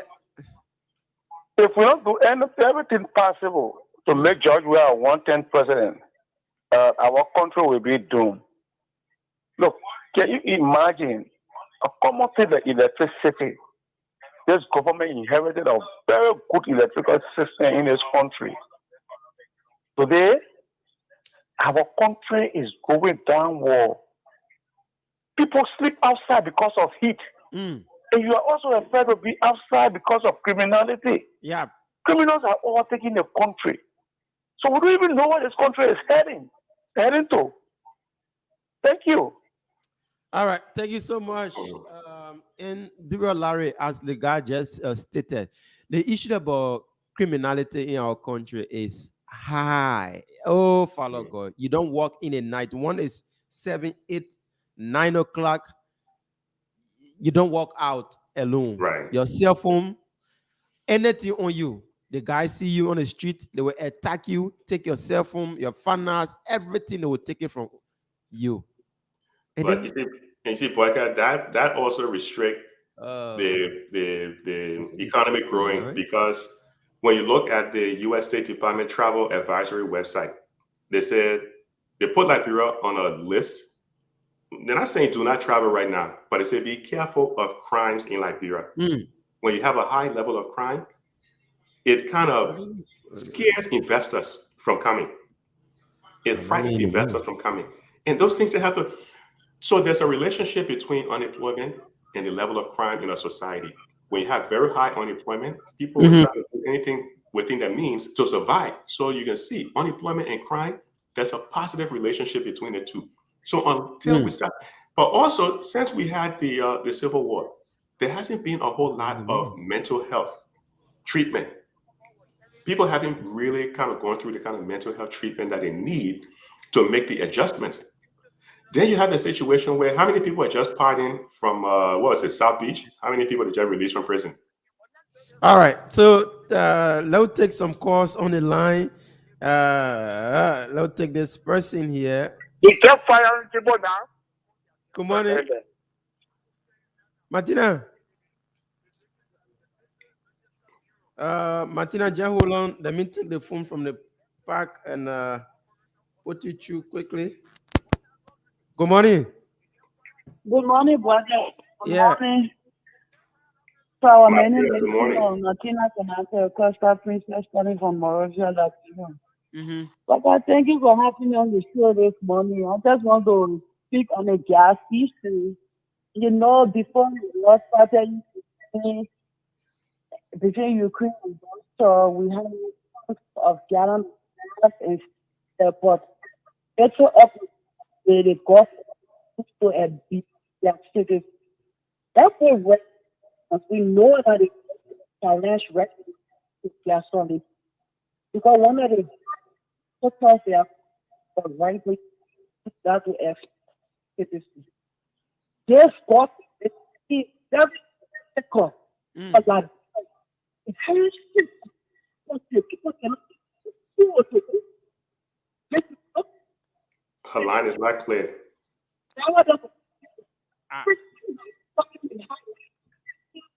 Martina, you have to change your position a bit. You are coming in broken. Yeah, the line is not clear, Martina. I just don't know. But I think this person. Good morning. Good morning, George. Yeah, your name are you calling from? I'm Timothy Smith calling from the Oro. Go ahead, Timothy.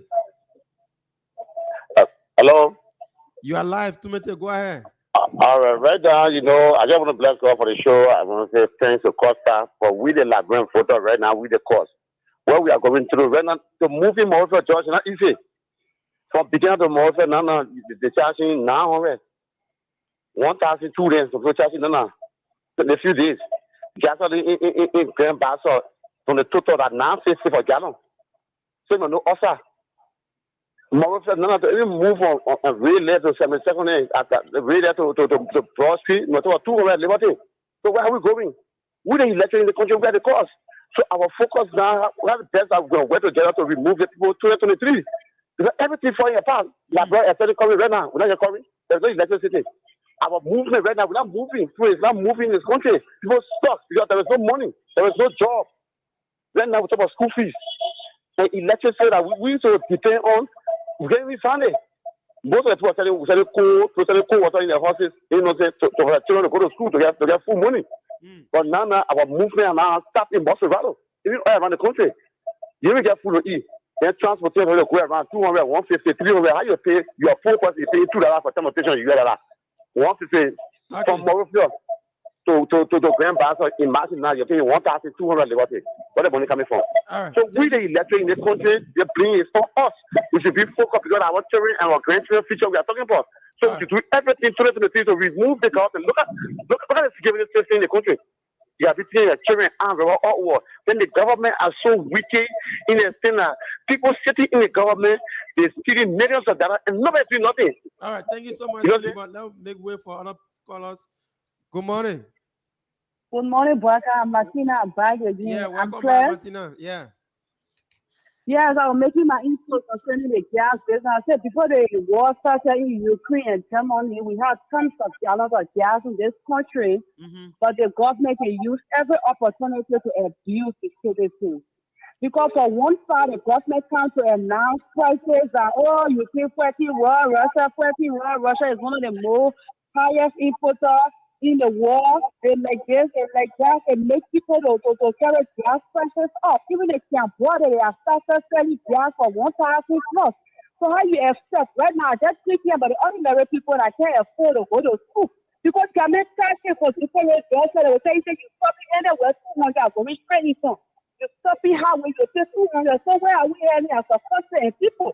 But anyway, I don't blame this government because what all we say people do, we tell the people. You cannot tell somebody for someone to make them president. That it will affect the president here today. The few people that get money, even though everybody is suffering Nigeria, somehow everybody is affected.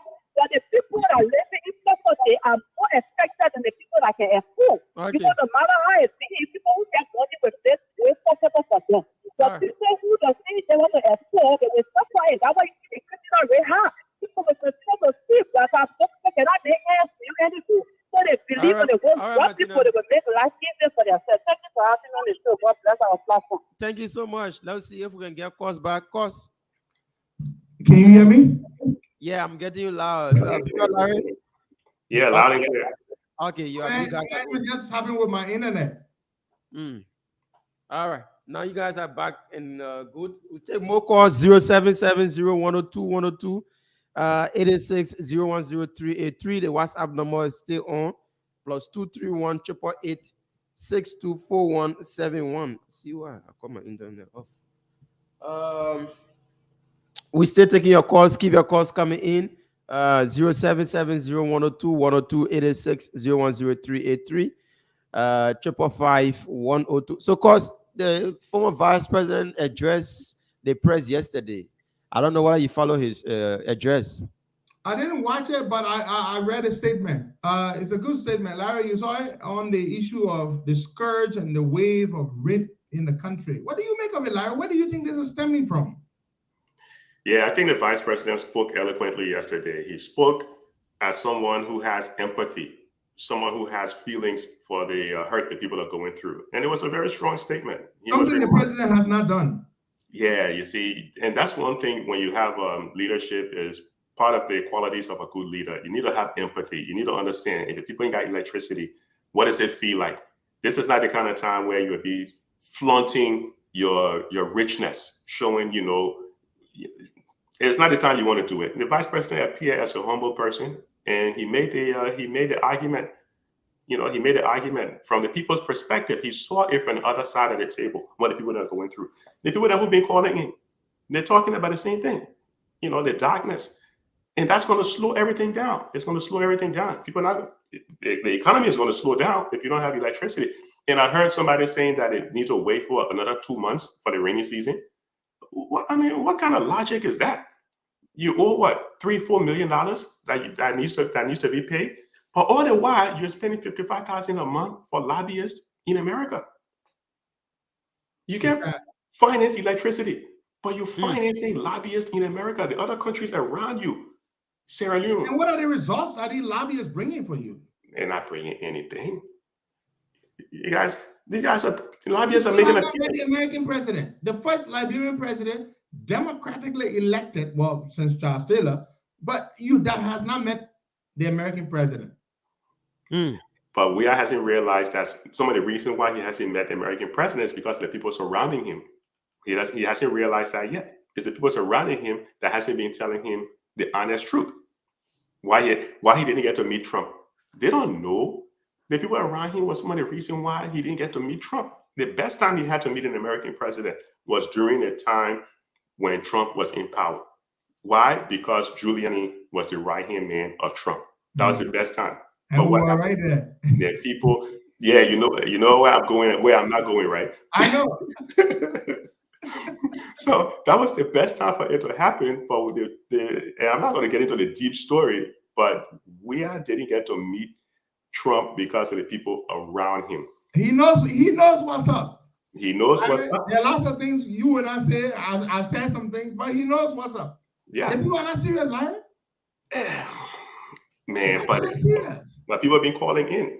Are they going to give the current administration another 6 years? Let's see. I very much doubt it. Let's take a few more calls there, boy. All right. 0770102 The WhatsApp number is on. Now take Larry, you talked about empathy. Look at the situation with those students from Ukraine. These are the children. Let's see if we can take we're talking about the students. We're talking about what Hawa has been talking about, the whole issues of rape in the country. Where is the empathy to come and put up? The president has not said anything, Larry. A statement coming from him. He hasn't said anything. Feminists in chief who travel to France for a Zoom conference. You gotta get your leadership in order, man. You gotta get things right. It's sad. It's extremely sad. You got to speak up about somebody like what Ambassador Boycott did. You got to speak up. Have this news conference. How often do we see presidents in other countries having weekly news conference to inform the people in terms of what is going on? There needs to be a weekly conference. But Larry, what would it take the president to spend hours to rehearse one statement and stand up there and read it? I mean, because I know it has to take hours for him to rehearse one statement, right? But at least make the effort. Huh? Yeah. Speak to the nation. But I think if you speak from the heart, you don't necessarily need to be so eloquent, but if you speak from the heart and people know you're speaking from the heart, they'll accept it. Who cares? Yeah. People already know if you see man. So people already know what to expect from you. And you said it yourself. When he came to power, Larry, he said, it was not, I don't know who, it was a beautiful quote. Mm-hmm. He said, because you have to touch your microphone again, your voice gone. He talked about the quality of his decisions and not the eloquence of his speeches. I remember that. Can you hear me, Bogey? Hello? Okay, now you're good again. The quality, is it okay? Yeah. Is it okay, Bogey? Not 100%. You have to touch it small more again. I don't know what happening today. Yeah. I need to do something about it. He talked about the quality, Larry. Mm-hmm. The quality of his decisions and not the eloquence of his speeches. Okay, yeah. What's the quality of those decisions, Larry? We haven't seen any of that. But someone is asking an interesting question. Has the VP spoken up about rape in the country? Any press conferences? The vice president herself? Taylor, yeah. Not that I'm aware of. No. Okay. Not that I'm aware of. It says a whole lot. She's a woman. She should jump on this thing and be the champion of it. She should be the champion of it. It says a whole lot. This is a situation where I'm not going to do too much comparison with the U.S., but Biden probably would have put Kamala Harris in charge of that thing right away and said, go get some answers on this. That's what you have to. That's what Kamala will be doing right now. But you see, Larry, it's astonishing. when you take such a matter, we know the government is not directly responsible for the scourge of rape in the country, but when it happens, the government has to care for the victims. The government has to ensure speedy trial, speedy prosecution of the victims. The government has to provide counseling, psychosocial counseling, rehabilitation, provide shelter, remove them from those communities in which, or households in which they were victimized. Right. What is the government doing, Larry? You mean we can build a shelter for victims of rape and gender-based violence? We can spend millions of dollars on doing a bicentennial celebration, but we can't invest in that. We can give $1.2 million to Ellen Johnson Sirleaf in the budget, but we can invest a few $1 million in attending to and catering for people who are abused. It's sad. Where's the empathy?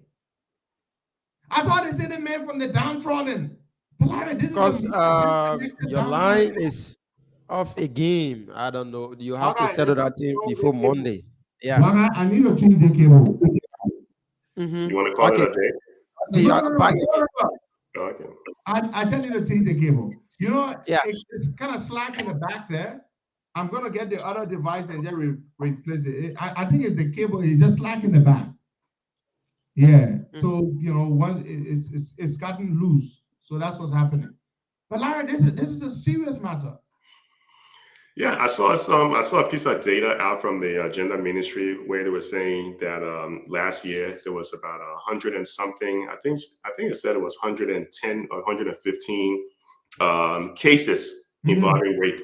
Out of the 100 plus cases, there were, I think, 21 or 22 convictions. You're talking roughly 80% of the people being accused, you know, is either not being prosecuted or the conviction rate is just extremely low. So that really needs to be looked at. I think the gender ministry, I think, is one of those ministries that needs to be dissolved and put under the Ministry of Health.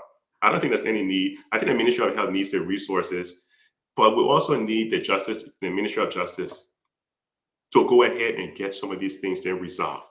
Larry, I'm sending you a statement the vice president made some time ago on Instagram about rape. Read it for us, please. I just sent it to you on her official Instagram page. She got some backlash for this and quite well deserved. Let me see if I can. Blaming parents essentially for not providing better care or security for their kids, and then which is why the curse of rape is so high. That was insensitive. Did you see the statement? I just sent it to you. Yeah, it may be on my other device. Oh, hold on 1 second. Looks like. Yeah, my thing is fluttering. 1 second. 1 second.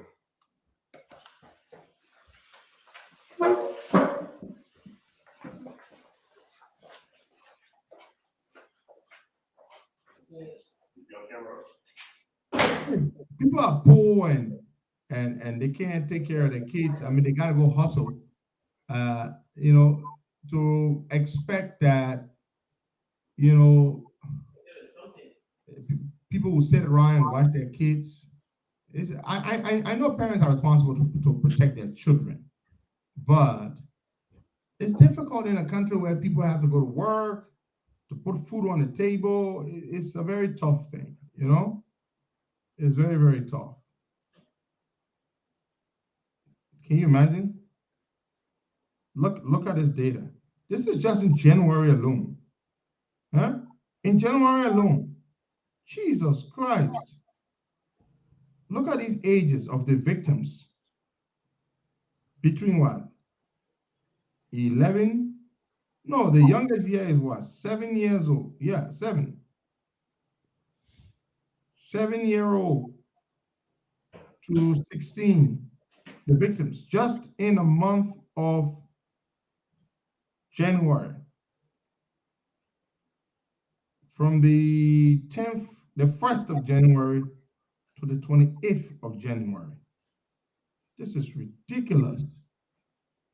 It is sickening.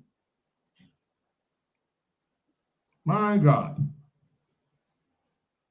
Can you still hear me, Bogan? Yeah, I'm getting you. Can we take some calls? The calls are coming in. Yes, please take some calls there. Yeah. All right. Let's see. Now take this person on the WhatsApp number. They've been calling in. Good morning. Good morning, Boga. Yeah, your name is Johnny. I'm calling from Pennsylvania. Let me add my voice to the rape issue. The reason why rape is rampant in the country is, I know what the Ghana minister is involved, but it is the police. When a situation happens to you, go to the police, you got to register the case. You're going to buy gas for the policeman motorbike, but they can arrest the victim, or they can arrest the perpetrator. When you get to the police station, when they may got more money than you, that kid will stay right there. It will die right there. So when we graduate from high school, they will be able to join the police. I said, I can't join the police because I become a man. I will not take back. All right. Thank you so much. Let's take 6. Our mommy, Evangeline Maminta. Good morning. Welcome. Good morning, everyone. Costa. First of all, let me start with the VP, the Vice President of the Obuya. The woman that came on and said that time to eat. I don't expect her to say Jack again until election, the next election, and they all gone. I'm not even looking up to her because she of female vice president. And this morning, Costa, I will kind of say something to you. When it comes to this vice president of WIA, you really don't be hard on her. I don't know why, because she's a country woman, so I don't know, or some kind of relationship, but you don't be hard on her. You can be hard on all the women, them, and the other senator you will be hard on, but I never see you one day talk about this vice president. Yeah, she mute.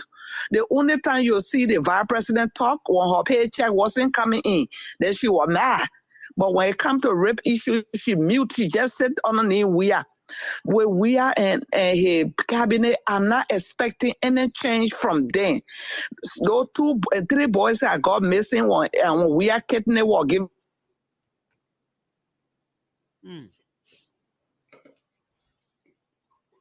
Parker, you can hear me? Yeah, I'm getting you. Okay. We lost a caller.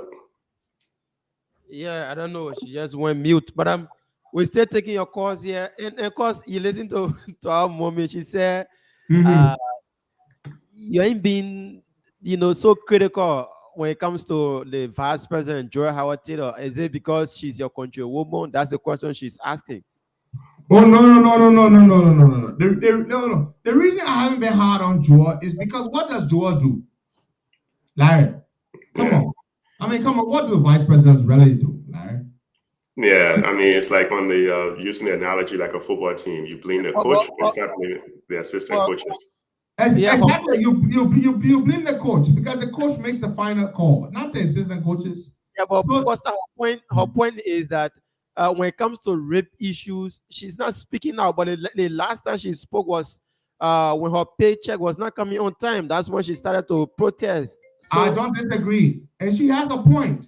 We're saying she, as a woman, can be a big champion on the issue of rape and gender-based violence. True. That is what she can do, and she can also fight for resources to help them. Larry, resources in the budget to help them, the victims of rape. But yes, the one time where her speaking really was when she was being treated badly. I don't know whether she's been treated well now. But Larry, you recall, right? She barely had gas in her cars and stuff like that, right? She stopped going to work. Yeah, she didn't have money. She didn't have gas. We all remember that one that she broke down on herself. We didn't hear it from somebody else. We heard it from herself. That's true. But, big sister Evangeline Mamita, the reason I'm not as hard on her as I am on Wia is because at the end of the day, she does not call the shots. He does. But on the issue of rape specifically and gender-based violence, I don't think she needs Wia to take up that mantle and fight. She doesn't need Wia to do that, Larry. She can become the voice for that. Evangeline even said that she doesn't expect anything from the vice president because this was the vice president right after the election. I don't know if you remember when she came to Philadelphia and said this was their time to eat. Oh, no, that was actually... I was in Philly or Minnesota? It wasn't Philly, but Wasn't no. She hasn't been to the state since becoming vice president. It was during the elections, Larry, when they were running. Oh, okay. Yeah, but she did say that. You know what? She's made some pretty she's made some pretty terrible gaffes, and that was one of them when she said, "Oh, now what time to eat?" You know, people. Yeah, it was a terrible. And there was another one she said about you can only get a job when you are a sedition. You remember she said that in the beginning. Yeah, so she's made some pretty terrible statements that have haunted her. You know. And then she doesn't get along well with George Weah. And I'm told it is not her fault. It's because they think that she is ambitious. The moment a politician, they say she's ambitious. But do you see her contesting again with Josh Weah? Because there have been a lot of rumors that Mr. Weah is thinking about carrying Edwin Snow as his Weah VP. will never carry Edwin Snow. Trust me. Weah hates Edwin Snow. He only tolerates him because of where Snow is. Or Snow has managed to place himself. A relatively strategic position at ECOWAS. Larry, that's it. And he's in the Senate, so he needs him there too. But that's all. Weah hates Snow. I know that for a fact. And that's Snow. I know. When I used to be cool with Weah, you hear the way Weah talks about Snow in a disgusting way. He hates Edwin Snow. He would never make Edwin Snow VP. And I will put it to you. What do you think? Do you think they will carry Joel? I don't think so. They may. So who will he carry though? Huh? Who will he make VP? His running mate. It will probably be someone really tight in his camp right now because those people in his camp right now that has some political gravitas still. Who? I don't think so much of the political gravitas. I simply think it's because of the ability to influence him to make a decision that's not going to benefit everyone. They're just if they keep Joel, chances are they will get some pretty decent votes in Bond County. Yeah, she brings a little bit. She brings some base in it. She does. If you lose Joel, you lose Bond County completely. But the way they've been treating her, I would be surprised if she continues to ride with them. If they go to Joel, let me tell you something. If Joel Weah goes to Joel today, the eve of the election, and 1 month to election, and tell Joel, say, look, the guys have not been treating you good, right? Okay. Yeah, and my man, he calls them, my man, Tway, send, make sure the VP has all her allotments and everything. It's over. The issue for Joel is just that. And they have not allowed her to exercise any real influence. They have not given her any serious role. They cut her out completely. She has a problem with that, and she doesn't get her allotments in a budget. Larry, you think? So you think she's going to ride this for the monetary benefits? Yes, of course. You take care of those two things for Joel. Yeah, then you good. You got her. And cause there's also been a rumor about him carrying McGill. That's why you see McGill. No, man, forget that thing. You're not carrying McGill. In counties disbursing money, giving out loan to students. It means marketeers, paying scholarships. You know, a lot of things he's doing. No, he will not. These things to us. Boycott, you got it all wrong. Cos, you got it all wrong. I heard from a very hyper source that he might carry Musa Ability. Consider that.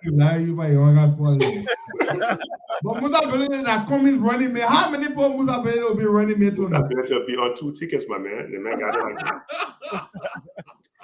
The man has the ability to make it happen.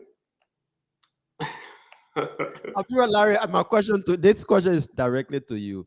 Mr. Cummings, I don't know.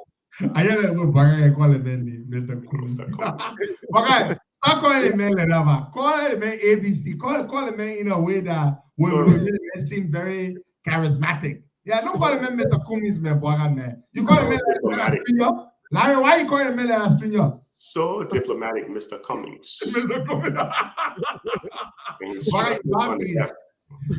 Okay, my question is, the entire ANC, the guys, the supporters, they've been quiet lately on social media and other places. Very quiet. Very quiet. I don't know. Do you think there is some things happening inside or what? Because you can hear the Pepper Bros, you can see them talking on various shows. The writers, you can see them writing on social medias. Those that normally have press conferences on Sundays, you can see them having them. I just don't know why things what's happening. They were caught by surprise.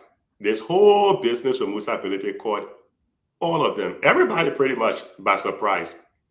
And because of that, people are re-engineering the narratives, they're re-engineering what they have to say. They're thinking of a way to not make it seem so bad as it is. They're thinking of a way because the man is holding them for ransom right now. So everybody was caught by surprise. Only the real true diehard sycophantic ones who don't seem to understand the gravity of what Musa Ability is doing, those are the ones who are just still running out there just saying nonsense. Yeah.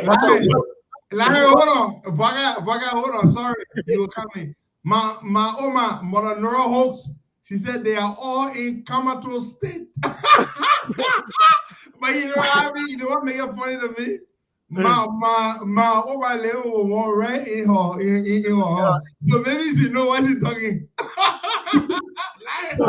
Costa, all they're waiting for right now is the defibrillator to just kind of eject some electricity into them to bring them again. But they will be back.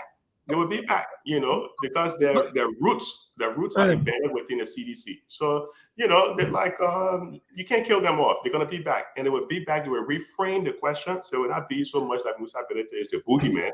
They will bring Musa Ability now back. They will put a halo over him and make him look like a saint. But everybody was caught by surprise. That's what it was. So everybody right now is re-engineering the thinking. What is it? Okay. For me, what's your follow-up question, Baga? Yeah, of course. When people Larry say they were caught by surprise, I don't get it because whenever Mr. Cummings, Bob Ben, JMB, and Nyombli normally want to go for a meeting, he will always say, "I'm going to consult." He will go consult the people and then come back and disagree what he has previously agreed to in a meeting. What you trying to say?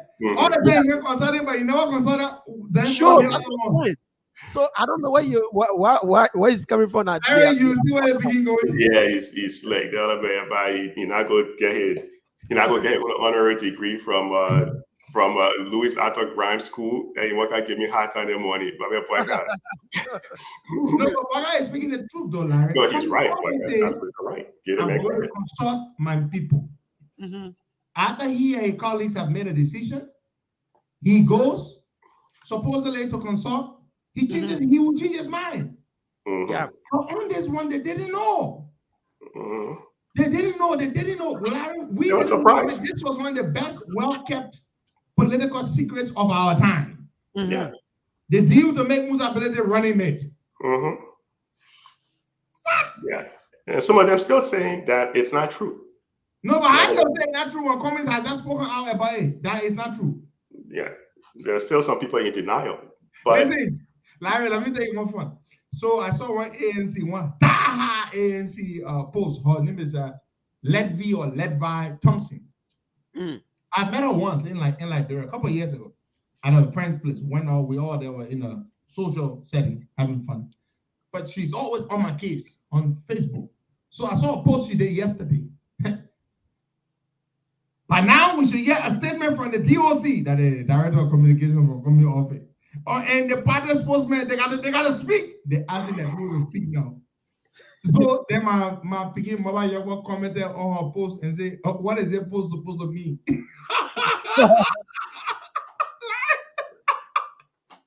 ANC people asking their people to speak. Yeah. Mova is a smart guy, man. He always dress sharp. I like the young man. You know. I said, oh my God, this is funny. But everybody right now is just waiting to see how they're going to take this, reframe it. You know, like what Mike Tyson said, everybody got a good strategy until they get in the ring and they get punched. Then all that strategy, because right now, Musa Ability has really thrown a real hard punch. And now we're going to take a step back and see the outcome of it. But the ANC people, I mean, in every good campaign, you love to have a good fight. You don't want it to be an easy walk in the park. So we see the ANC people, they put up a very solid fight. We see the United Party people, the seditions, everybody put up a good solid fight because they support what they believe in, you know. So let's just wait and see how this thing plays out. Because at the end of the day, we want to make sure that people are making the right decision. So come 2023, 2024, come 2024, we're not having electricity problem. We're not having issues with the University of Liberia dishing out free degrees. You know, we want to bring some sense and sensibility back into governance. We don't want to see people that are being sanctioned and Liberia getting a bad rap because of the corruption scandals in the country. So, you know, let everybody have a good fight, and let's see at the end of the day, you know, make sure that we make a change that would be better for the country. Yeah. Larry, let me ask. There's one of my Oma here, Nelly Sirleaf Service. She say ANC is doomed now. But she's a big communist supporter though.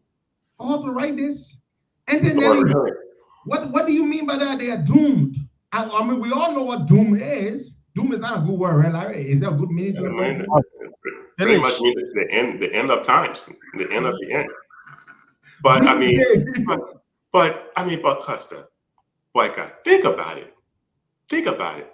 You go and start working closely. You start aligning yourself with someone like Billy T.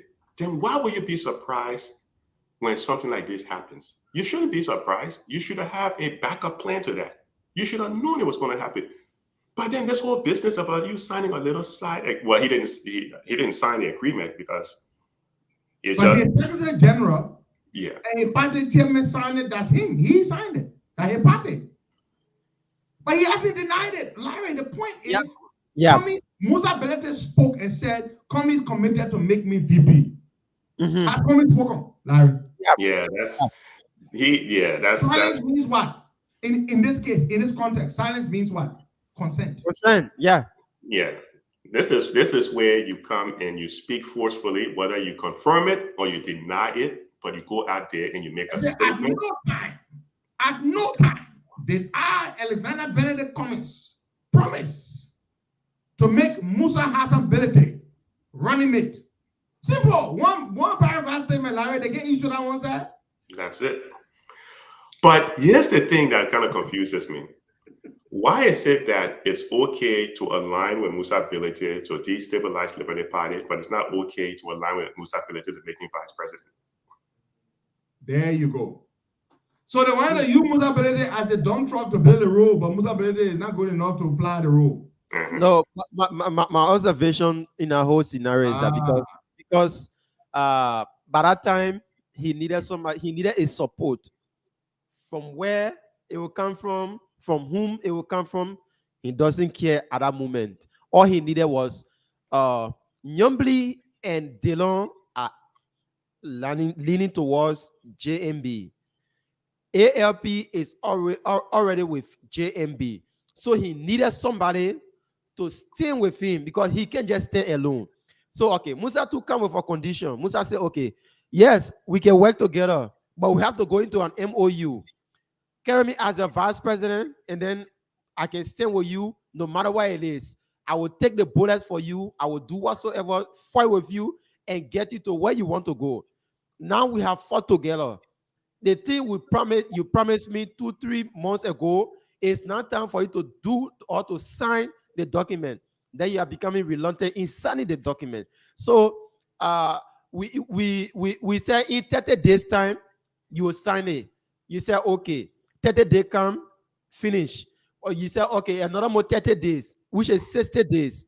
60 days gone. We are going to 90 days now. Up to now, you haven't signed the particular document that I want you to sign that you have agreed upon previously. So this is where we are now. If you can sign, I come out to the public and let the public know this is the agreement that you and I went into, and you are not living towards it. And if you don't live towards it, I will pull myself.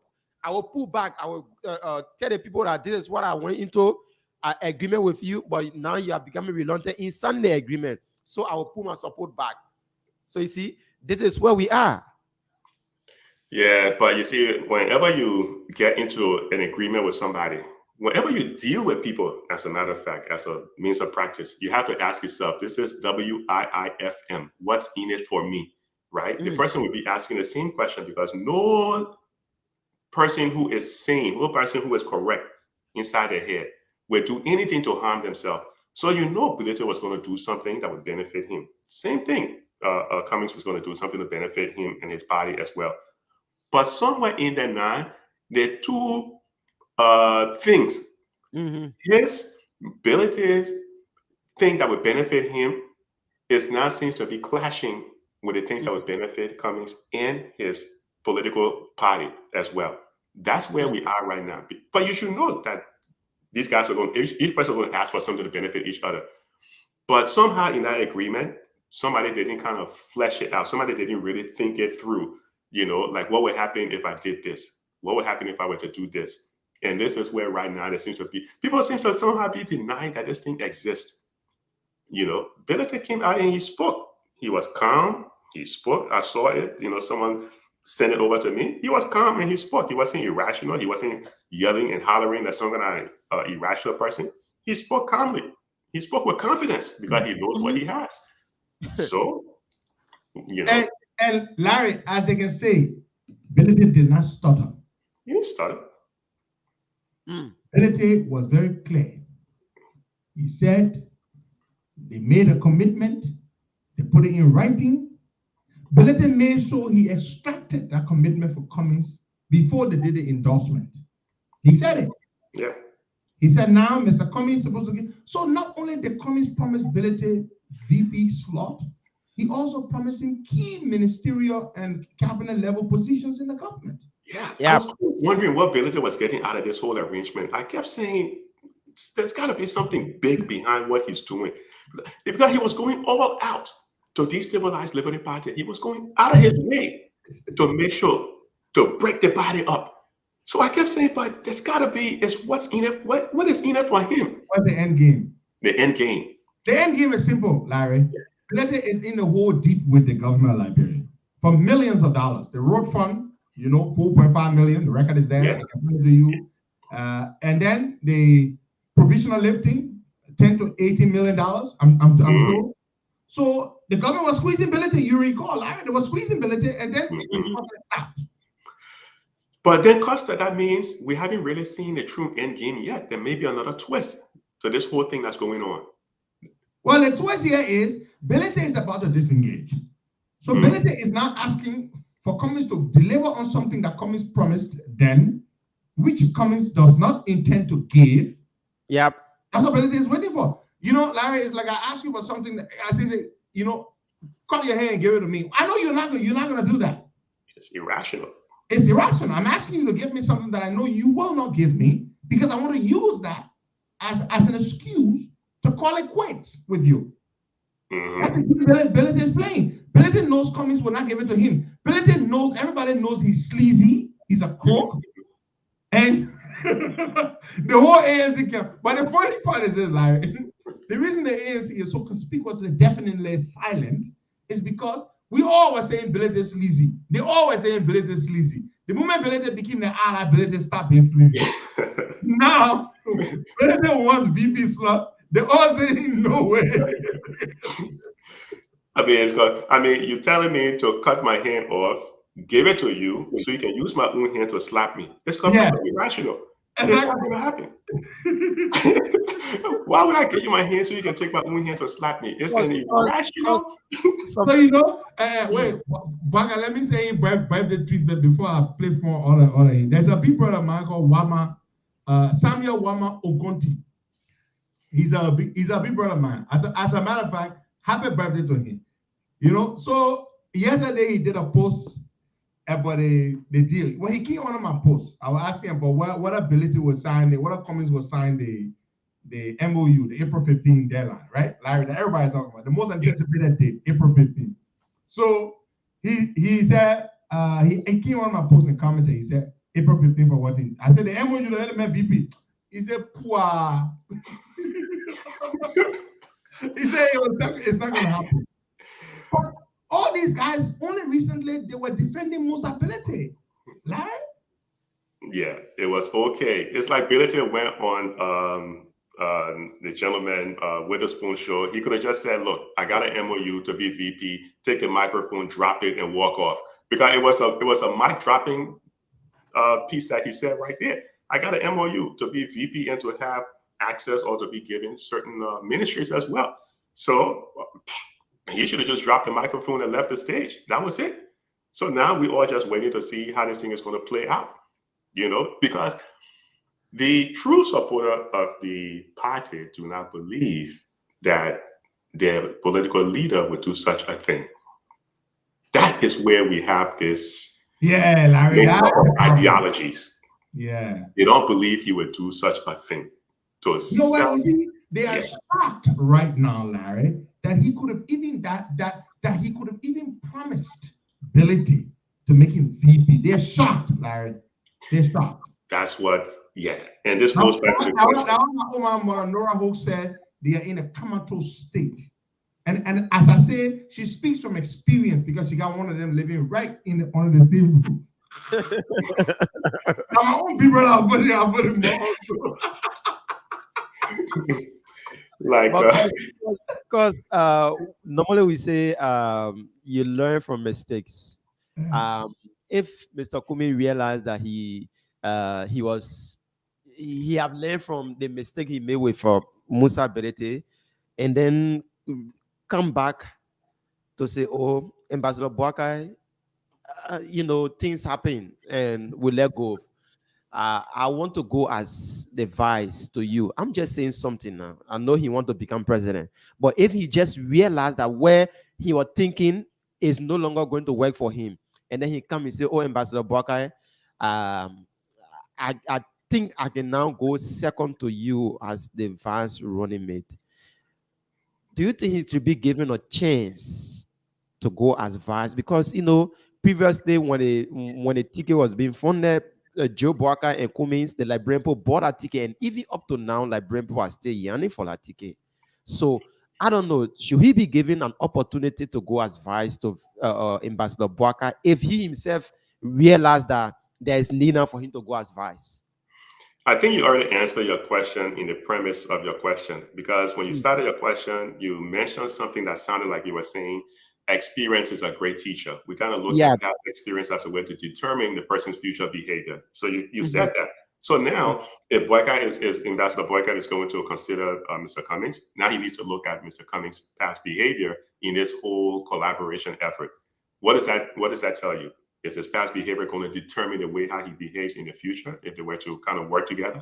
I think you kind of answered your question. Ambassador Boakai may not want to consider that now because of and this goes back to something you asked on Tuesday. You were asking whether Mr. Cummings was behaving in a not rash. You're asking, the word you actually used was he desperate? And another way of saying desperate is saying the person is making rash or irrational decisions. So when you're making decisions that your party, your diehard supporters, they can't seem to digest, it tells you something. So I don't think there exists an opportunity now for Ambassador Boakai to work with Mr. Cummings.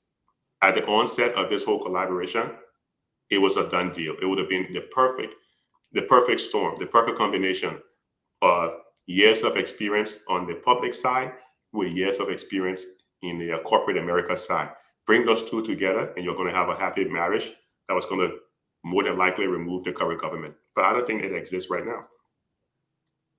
Yeah, but Larry, he can say our advice, Musa Ability and other people were, supporting me and saying that I could get to where I want to be. But now, from what I'm seeing, he coming up with such thing. I should make him advice and this and that. I shouldn't go and take somebody that I want to be my vice, but he's making me to select him to be my vice.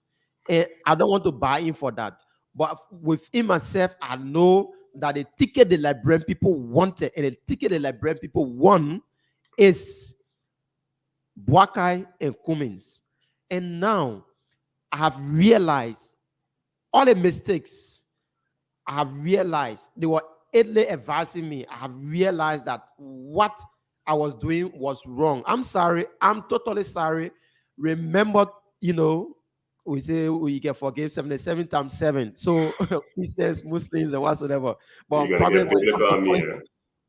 when it comes to politics, people don't look at that. But let me ask you, let me flip it on you, Boyka. You're Liberian. We all Liberian. If you were in a Boyka supporter, that's a Boyka supporter, will you be willing to bring Cummings in at this stage? For me, I can say yes, because he have realized the mistake he made. He have learned from the mistake. For me, I can say yes. I can bring it in. Because maybe it's something that should be taken to the base and see what the base would like to see happens. Yeah, because what he have done to himself, he have shown a clear picture now. So anything he's doing now, he will be very careful on how he operates. But remember now, yeah, I think it was either yesterday's show or the day before when Costa was emphatic, and he said there's no way he's going to support a Boyka Cummings ticket. Very emphatic. And he also mentioned that he's Boyka's biggest supporter. So, like someone is saying, I think someone mentioned, maybe that question needs to go to Costa to see what he says. Because if you take in one of the biggest supporter of Ambassador Boyka, someone who has the largest platform, if you're willing to accept that marriage again, let's see what he says. But I would simply say I don't believe it's going to happen for the mere fact that, they just were too far apart. They were just too far apart. They were just going at it. The supporters been going at it. They've been tearing each other apart. That's why, sometimes I try to remain diplomatic when I'm on social media. I try to talk to my ANC friends. When we start posting and going against each other, I will call them up and say, look, let's discuss this thing so we can reach common ground. I talk to a lot of ANC people. I don't go on social media and try to bombard them.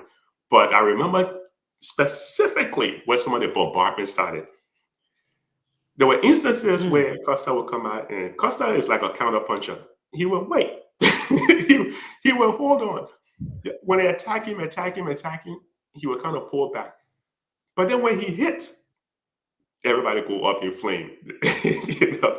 So post that question over to Costa and see what he says. If you think this parish is going to happen.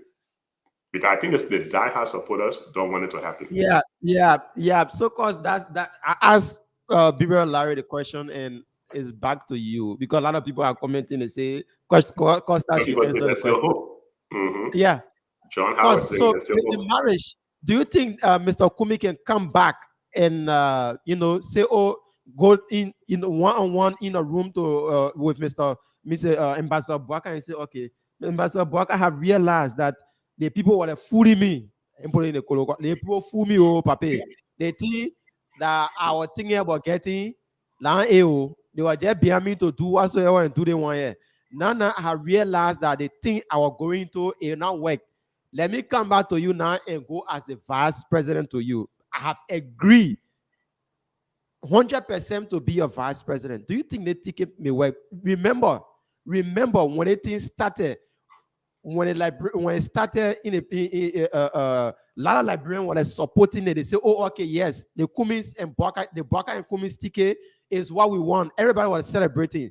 So do you think if he come back and realize that he have done so many mistakes and he apologized to Ambassador Boyka, don't you think the marriage can work once again? That question for me, Larry? Yeah. Oh, I already answered it. It's up to you now. Well, no, it will not work, Boyka. No way. And I say that definitively 100%. Trust is everything Joseph Boyka operates.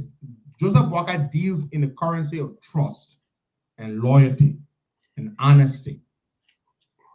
The CPP was based on trust, Larry, and the relationship that they had, or the relationships among them. That trust, gone. It's over. It cannot work. They've made attempts to try to reach out to Joe Boyka. I will not go in detail. They made some serious attempts, but only when they realized that they were drowning. Larry, you can't trust a man like that, Larry, who reaches out to you after he realizes that he's drowning. They've made some attempts. If I were to tell the public, they would be like, what? but I can't say it. I am not at liberty to disclose that. But it's late, Larry. We don't trust you. You're going to undermine us. Joseph Boakai believes in trust and honesty. He respects people because of that. So it cannot work, unfortunately. And that's why I was telling Boyka when he asked his question, I said he already answered it, because if we're saying past experience is a good indicator of future experience, then all we have to do is just say, okay, what happened in the past? I know some people say let bygones be bygones, let the past be the past, but sometimes you need to consider the past as a way to kind of determine the future of this thing occurring. Because what's it, the new president in Zambia, where the vice president made a statement that was not in line with the president's belief, and Joe Biden canceled a visit to the White House. Yeah. You're on mute, Pedro. You're on mute. The president, Hichilema, was on his way to the U.S. to meet with Biden. His vice president, who is his coalition partner, by the way, she's not from the same party as he. They formed a coalition. So the woman issued a statement knowing that it would harm the president's trip to the U.S. And guess what happened? Biden canceled the meeting with the guy. Yeah. Can you imagine? This woman knew. Larry, that's what it means when you work with somebody that you do not trust. She knew her boss was about to meet Biden. And the U.S. has a policy where they champion, gay rights as human rights. It's U.S. policy. America does not champion gay rights because they like gay business. It's human rights. And I agree. That human right. The man is coming to America to meet Biden. The woman opened her mouth. We will never support gay marriage. So this is what you get, Boakai. She embarrassed her boss. They canceled the men's meeting, Larry. Yeah. Imagine Cummings working under Joe Boakai as vice president. Imagine that. No, you imagine what he did with Billete, with Yumley. So imagine making your VP, Larry. Every day that will be calling all over the world and undermining you. There's no way. We cannot trust Cummings. It's late. It's not going to happen. And let's see the trust relationship now between Billete and Cummings. Let's see how that plays out, because that's going to determine what actually happens with that branch of the opposition. That's going to determine that. I know some people are saying that there's no way the opposition can defeat WIA without the two parties coming together. But I think there's a way to still defeat the current administration. But it can also be with there's other political parties in Liberia now. We keep failing to take that into consideration. There are other parties as well. But here's the thing. If we start discussing the issues and not personalities, if we start discussing the issues of human rights, the issues of what is the number one prevailing issues in the country right now? Electricity, rape, gender equality. Rape. Those are the kind of things we start discussing, the issues, the unemployment rate, the electricity, the rape, all of those things. And we start focusing on the issues and not the personality. We start educating the people like, look, listen, there's a reason, Liberia, we go out of our way to remain poor. If we educate them in terms of what's happening, people will start maybe considering to vote on the issues. If we don't start discussing the issues, people will vote on personality. They will align with tribe. They will start doing some other alignments. And again, they will end up with the wrong leader. There's no reason for Liberia to be in the situation it's in. If we look at the data, the GNI, for example, gross national income, back in 2000, Liberia gross national income was $820 per capita per individual. You take a look at Guinea. Guinea was $420. Burkina Faso was $920. You fast forward to 2010, the number started to flip. Liberia that was at $820, they went up to about $890. Guinea came and passed them a little bit. Guinea that was on the bottom in 2000. I'm sorry, not Guinea, Ethiopia. Ethiopia that was on the bottom today. Ethiopia has a better GNI than Liberia and Burkina Faso. Why? Because Ethiopia started focusing on the development issues. They started electing the right people to come in and do the work. We need to discuss the issues and our personality. That's part of the problem. Yeah. Okay. It's good to answer some of these difficult questions because there's, those are some of the things that are passing, making rounds in various communities. If there could be another chance. So that's why you see me asking all of these questions, because some people will say, oh, what have happened between Benete and Cummins? I think, there is some information out now that there's a Cummins that realized. Poll the people. You guys did a poll yesterday. Poll the people. Let's hear what the people have to say when you get a chance. Maybe next week sometime. Yeah, we can do that. But guys, we've been here. It's almost 8 o'clock. Yeah, we got to Great roll. conversation. Always great to have Larry on. It's very interesting, very enlightening. We're gonna be back here, next week.